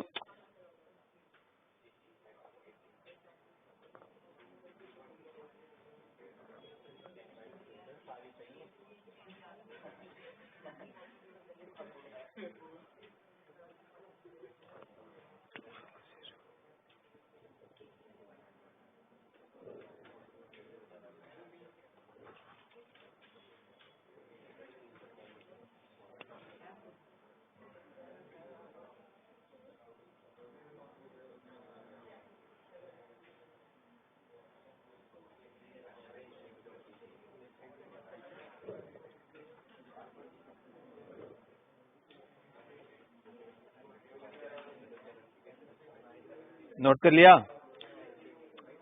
ये डेटा सही हो या नहीं हो, फिलहाल आपको यही एज्यूम करके चलना है। जब हम क्वेश्चन अभी करेंगे, एग्जाम में कुछ और भी दे दे तो अपने हिसाब से देख लेना ना।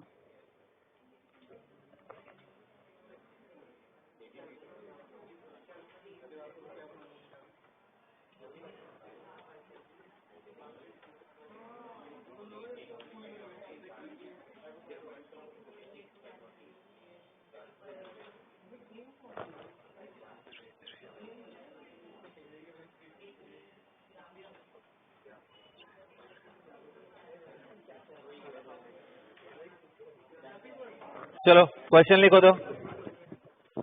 Find the amount of heat required, write it down. Find the amount of heat required to convert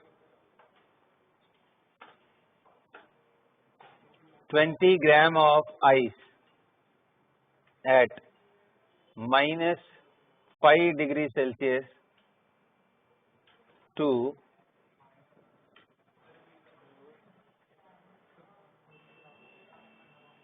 liquid at 5 degree Celsius. Question खत्म करो। Find the amount of heat required to convert 20 gram of ice at -5 degree Celsius to liquid at 5 degree Celsius. यहां से यहां अगर आपको लेके जाना है तो आप हीट निकालो, टोटल हीट कितना लगेगा। Find the amount of heat required to convert 20 gram of an ice which is at -5 degree Celsius to कहां तक ले जाना है, liquid at 5 degree Celsius. Come on do it fast guys. Report your answer in calorie.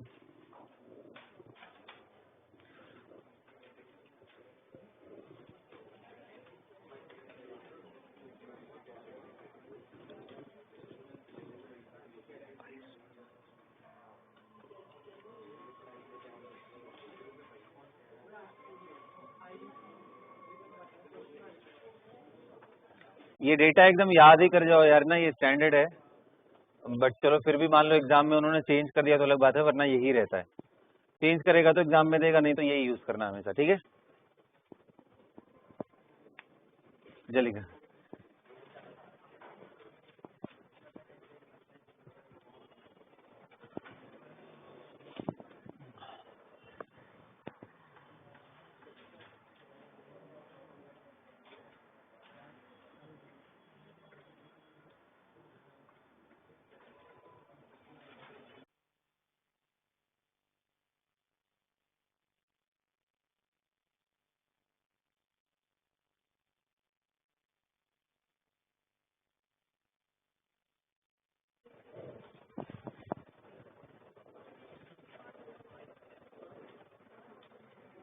बच्चों थोड़ा जल्दी करो यार, जल्दी करो, आगे बहुत कुछ करना है आज।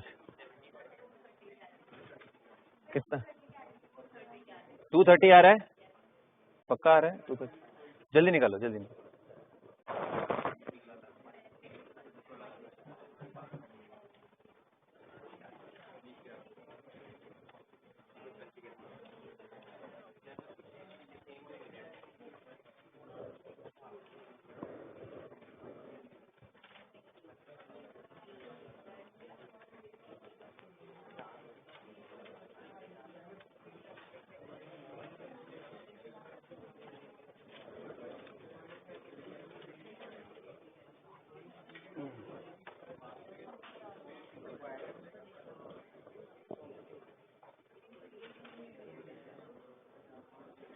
चलो बच्चों, मैं स्टार्ट करूं?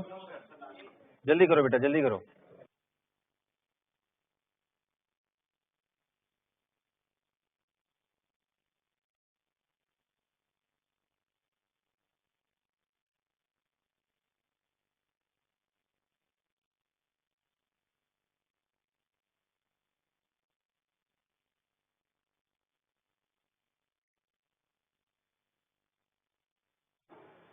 गाइस फोकस हियर, ध्यान से देखो इधर। क्या लिया है मैंने आपके सामने यहाँ पे? I have taken ice. कितने टेम्परेचर पे? -5 डिग्री सेल्सियस। कितना ग्राम लिया हुआ है? 20 ग्राम है। तो आपको ना इसको टुकड़ों टुकड़ों में चलना है। सबसे पहले आप क्या करो कि यहां से आप इसको कहां तक लेके आओ? आइस। कब तक लेके आओ? मेल्टिंग पॉइंट तक, मतलब 0 डिग्री सेल्सियस। तो -5 से पहले उसको 0 तक लेके आओ, तब भी वो आइस ही बना रहेगा। अगला प्रोसेस क्या होना चाहिए कि इस आइस को आप कहां लेके जाओ? लिक्विड में, यानी फेज ट्रांजिशन, मेल्टिंग। एंड उसके बाद वापस आप कहां लेके जाओ? 0 डिग्री सेल्सियस, ये लिक्विड है। अब इसको कहां लेके जाओ? लिक्विड एंड 5 डिग्री सेल्सियस तक। तो बस अगर आप ऐसे ब्रेक कर गए तो खत्म हो गया। ये Q1 है, ये Q2 है, ये Q3 है। कितने लोग कह रहे हैं कि सर Q1 का मतलब क्या हुआ? MS delta T। निकालूंगा वैल्यू, तो मास कितना है भाई? 20 gram. Specific heat capacity of ice कितना है?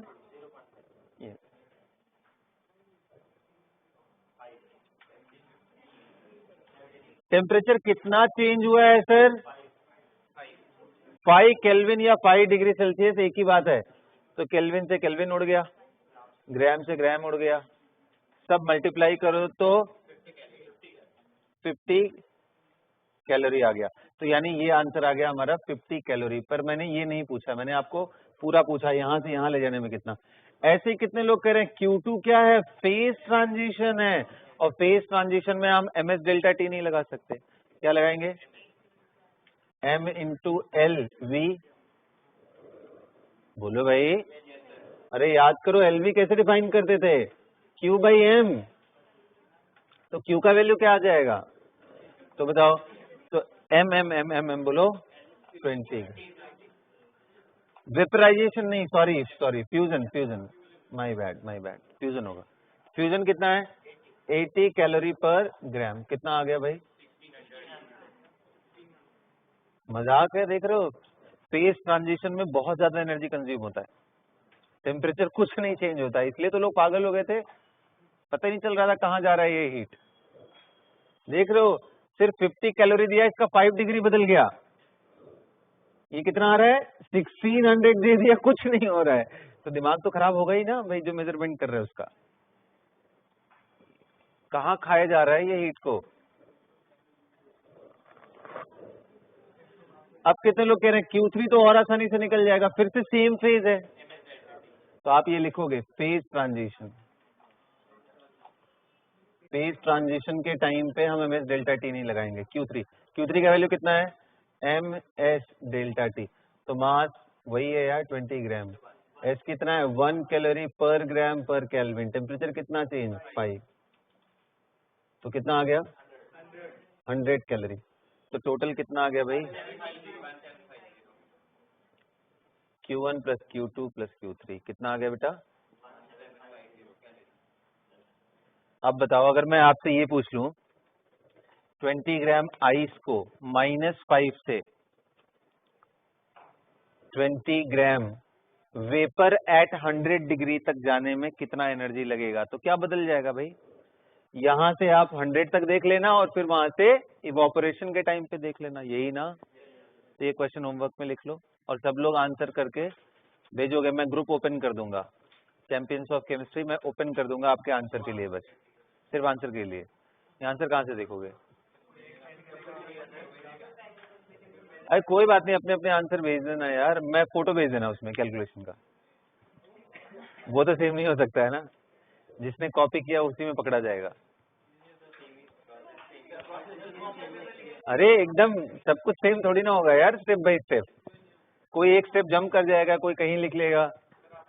हाँ बेटे, इतना दिमाग लगाओगे तो भाई कर लो, उसी बहाने याद तो हो जाएगा तुम्हें। चलो कोई दिक्कत, लिखो find the total amount of heat required, find the total amount of heat required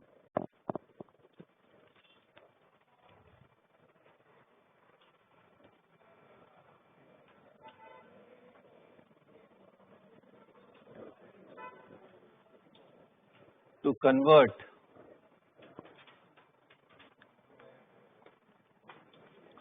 convert 10 gram of ice at -1 degree Celsius to vapor, water vapor at 100 degree Celsius, of course at 1 atm, ताकि आप समझ जाओ कि 1 atm लिखने का मतलब 100 ही उसका boiling point, समझ गए? तो इसका मुझे आंसर चाहिए, ये आपके लिए HW है। मेल्टिंग पॉइंट बदल जाएगा बेटा। हाँ क्या चीज, उसका तरीका है, आगे चल के देखेंगे। ठीक है, अभी यहाँ तक सेट है। अच्छा एक बात बताओ बच्चों, अगर किसी बॉडी को हम हीट दे रहे हैं तो उसका टेम्परेचर बढ़ रहा है, उसी तरीके से अगर उसके टेम्परेचर को कम कर दूं तो उससे हीट निकल भी तो रहा होगा, समझ रहे हो ना? वाटर के केस में बड़ा इजी है, पता है, हर जगह कैलोरीमेट्री में वाटर यूज कर लेते हैं, क्योंकि बाकी चीजों का स्पेसिफिक हीट देखना ये सब बड़ा कॉम्प्लिकेटेड सा चीज है। वाटर हमारे लिए अबंडेंस में है, सस्ते से सस्ता, बाल्टी बाल्टी भर के लेके आ जाओ जहां से मन करे, और टेम्परेचर हम आराम से 50-60 रुपए का थर्मोमीटर आएगा, उससे हम मेजर कर लेंगे कितना से कितना टेम्परेचर है। कोई भी रिएक्शन करा रहे हो, कई बार ना कुछ रिएक्शंस होते हैं जो एकदम क्लोज बॉक्स में कराए जाते हैं और उसको पूरा वाटर के अंदर एकदम ऐसे भर के रख दिया जाता है। रिएक्शन इसके अंदर हो रहा है, A plus be becoming C plus D, और इससे कितनी हीट निकल के आ रही है वो वाटर एब्जॉर्ब कर लेता है और वो हम बड़े आराम से निकाल लेते हैं। यहाँ टेम्परेचर पहले मेजर कर लिया, रिएक्शन कराने के बाद मेजर कर लिया, डेल्टा टी मालूम चल गया है। तो अभी ये वाटर ना बहुत ज्यादा वाटर यूज करते हैं ताकि ये इवोपरेट ना हो जाए, मतलब फेज ट्रांजिशन ना हो, लिक्विड वाटर यूज करते हैं। अब टेम्परेचर मालूम चल गया तो Q का वैल्यू ms डेल्टा टी लगा करके निकाल लेते हैं कितनी हीट इस रिएक्शन से निकली। ये बहुत ही जबरदस्त तरीका है केमिकल रिएक्शन, किसी केमिकल रिएक्शन से कितनी हीट निकल रही है या वो कितना एब्जॉर्ब कर रहा है, क्योंकि दोनों तरह के रिएक्शन होते हैं, इंडोथर्मिक एंड एक्सोथर्मिक। हुआ तो वाटर गर्म होने लगेगा, इंडोथर्मिक हुआ तो वाटर ठंडा पड़ जाएगा। चाहे जो भी हो, हमें हीट तो मालूम चल जाएगा ना, और उसके टेम्परेचर से ये मालूम चल जाएगा कि ये इंडो। तो ये बहुत ही शानदार तरीका है, फ्री का तरीका है किसी भी केमिकल रिएक्शन का हीट कैलकुलेट करने के लिए, मतलब उससे कितनी हीट निकल के आ रही है या जा रही है। समझ गए बात? अब देखो एक और अच्छा सा क्वेश्चन मैं आपके सामने देता हूं कि दो आइस के टुकड़ों को एक -50 डिग्री सेल्सियस पे और दूसरा आइस का टुकड़ा मैंने मान लो -10 डिग्री सेल्सियस पे रखा है। इसको थोड़ा और बढ़िया से लिख लूं तो बताओ केल्विन में कितना है, या कोई बात नहीं ऐसे ही रखने दो ना यार, क्यों दिमाग लगा। कितना, ये मैं ले रहा हूं बेटा 1 kg का और इसको ले रहा हूं 2 kg का, और बोल रहा हूं कि देखो इनको इंसुलेटेड चैम्बर्स में रखा गया है, मतलब इनसे हीट बाहर ना निकल रही है ना बाहर से इसको हीट मिल रही है। अब इन दोनों को इकट्ठे टच में करा दिया, कांटेक्ट में।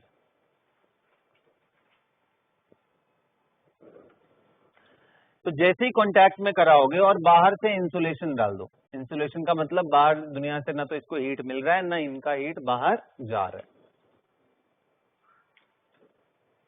Isolated case. अगर ऐसा कर दिया तो क्या होगा, तो आप बताओ इन दोनों में किसका टेम्परेचर ज्यादा है? -10 is greater as compare to minus, है ना। अब जब इनको कांटेक्ट में लेके आओगे तो क्या होगा भाई, हायर टेम्परेचर से लोअर टेम्परेचर की तरफ, मतलब इससे हीट निकल रहा होगा, इससे हीट निकल रहा है और इसके अंदर हीट, तो इसका टेम्परेचर -50 से -49 -40 -30 और इसका घट रहा होगा -11 -12। ये कब तक कार्यक्रम चलेगा? ये कार्यक्रम सर तब तक चलेगा जब तक दोनों का टेम्परेचर, दोनों का तापमान जब तक बराबर ना हो जाए तब तक ये चीज चलता रहेगा, इजंट इट? दोनों का टेम्परेचर जब तक सेम ना हो जाए तब तक ये चीजें चलती रहेंगी। उसी को बोलते हैं कि बॉडी अब थर्मल इक्विलिब्रियम में आ गई। समझ गए? तो क्वेश्चन बस इतना सा है बच्चा कि जब थर्मल इक्विलिब्रियम आ गया हो तो वो टेम्परेचर बता दो कितना है। लिखो, फाइंड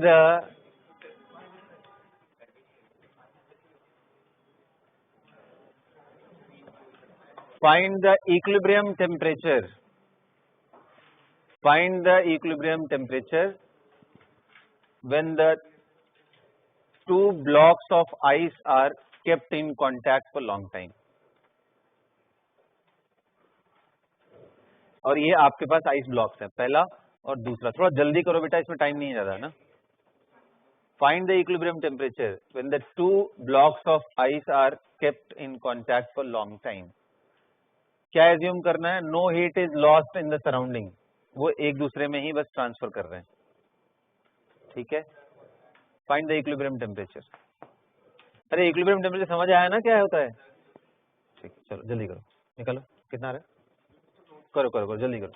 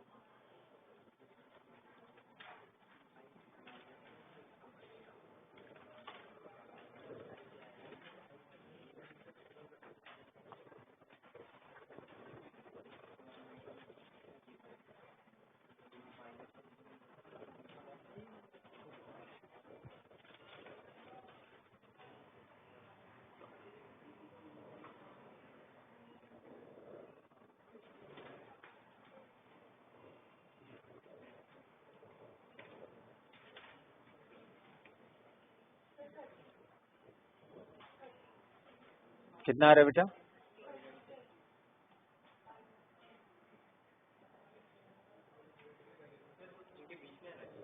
बिल्कुल इनके बीच का ही आना चाहिए, और उसके बीच का ही तो बोल रही है, -50 और -10 के बीच में ही है ना -30।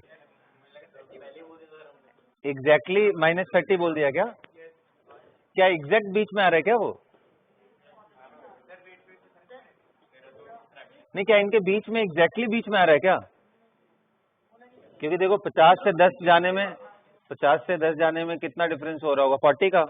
नहीं तो बीच में आता तो हाँ बिल्कुल, तुम एकदम एग्जैक्टली बीच में तुम बोल रही हो ना, नहीं तो वो गलत है। क्योंकि खुद सोचो ना, मास अलग अलग है भाई, कैसे एग्जैक्ट बीच में आ सकता है? तो गेस किया है क्या? गेस नहीं करना है, मेथड से निकालना है। चलो मैं स्टार्ट करूं। अच्छा पता है इसमें क्या यूज हो रहा है? एक बहुत छोटा सा कंसेप्ट यूज हो रहा है कि भाई साहब जितना इसने हीट लॉस किया होगा उतना ही तो इसने लिया होगा ना, बस इतना सा यूज। तो लॉस गेन को इक्वलाइज कर दो यार, बस यही करना है। चलो मैं करूं, आओ। तो अब देखो मैं इसको ए बोल दे रहा हूं, इसको बी बोल दे रहा हूं, तो कौन हीट लूज कर रहा है? B. So heat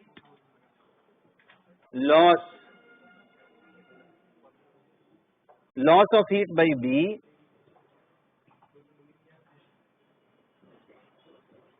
must be equal to gain of heat by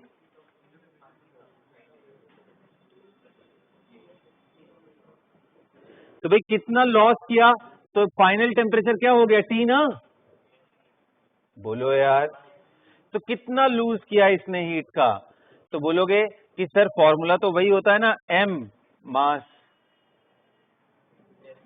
mass of B into S. Lose किया है तो मतलब टेम्परेचर इसका डिक्रीज हो रहा है, तो मतलब initial temperature minus final temperature. अरे समझ में आ रहा है क्या? -10 माइनस, हमें नहीं मालूम वो टेम्परेचर टी हो गया, मैं टी लिख दे रहा हूं। अरे क्लियर हो रहा है क्या? Must be equal to gain, तो मास ऑफ ए एस, क्योंकि दोनों सेम ही फेज में, तो दोनों का एस सेम ही होगा ना, इनटू ये गेन कर रहा है, इसका टेम्परेचर बढ़ रहा होगा, तो फाइनल हायर माइनस लोअर ही करना है हमेशा। तो कितना आ गया ये? T minus 50। अरे आ रहा है क्या समझ में? तो बताओ, एस एस गायब हो गया, मासेस का वैल्यू लिख दो भाई। एमबी का वैल्यू कितना है? 2 kg -10 minus T is equal to, अरे मतलब ये टी को कैपिटल स्मॉल ही लिखो भाई, क्योंकि डिग्री सेल्सियस में जनरली ना स्मॉल टी यूज किया जाता है। तो ये टी हो गया is equal to 1 kg T plus 50 हो गया। अब बताओ भाई, केजी केजी उड़ गया, मल्टीप्लाई कर दो, -20 minus 2t is equal to T plus 50। इधर लेके आ जाओ तो 3t। ये क्या बकवास हो गया? अच्छा वैसा आ रहा है, हाँ तो बकवास नहीं, ठीक आ रहा है फिर। तो t इज इक्वल टू -70/3। तो कितना टेम्परेचर है भाई साहब? इतना डिग्री सेल्सियस है, -70/3। समझ में आया? अच्छा एक तो ये तरीका था, दूसरा क्या तरीका था कि सर अगर आप ना साइन को बिना ध्यान रखना बच्चों, किसी सिस्टम में बाहर से हीट अगर मैं दे रहा हूँ 50 कैलोरी, तो इसका Q का वैल्यू +50 होता है। अगर उसी सिस्टम से 50 बाहर निकल रहा है तो Q का वैल्यू -50 लिखते हैं। ये साइन कन्वेंशन है हीट को लिखते समय। सिस्टम में हीट आ रही है तो उसको पॉजिटिव, सिस्टम से बाहर जा रही है तो उसको नेगेटिव। तो कई बार ना ऐसे भी लिख देते हैं, Q जितना A को मिला प्लस Q जितना B को मिला उसका सम 0 होना चाहिए, क्योंकि भाई हीट कहीं बाहर तो जा नहीं रहा है, एक जगह से दूसरे जगह ही जा रहा है, तो नेट तो वैल्यू सेम ही रहेगा ना। अरे बोलो, तो लेकिन इस समय क्या करोगे? QA का वैल्यू आप लिखोगे MS final temperature T minus initial T1 of A। अरे समझ में आ रहा है?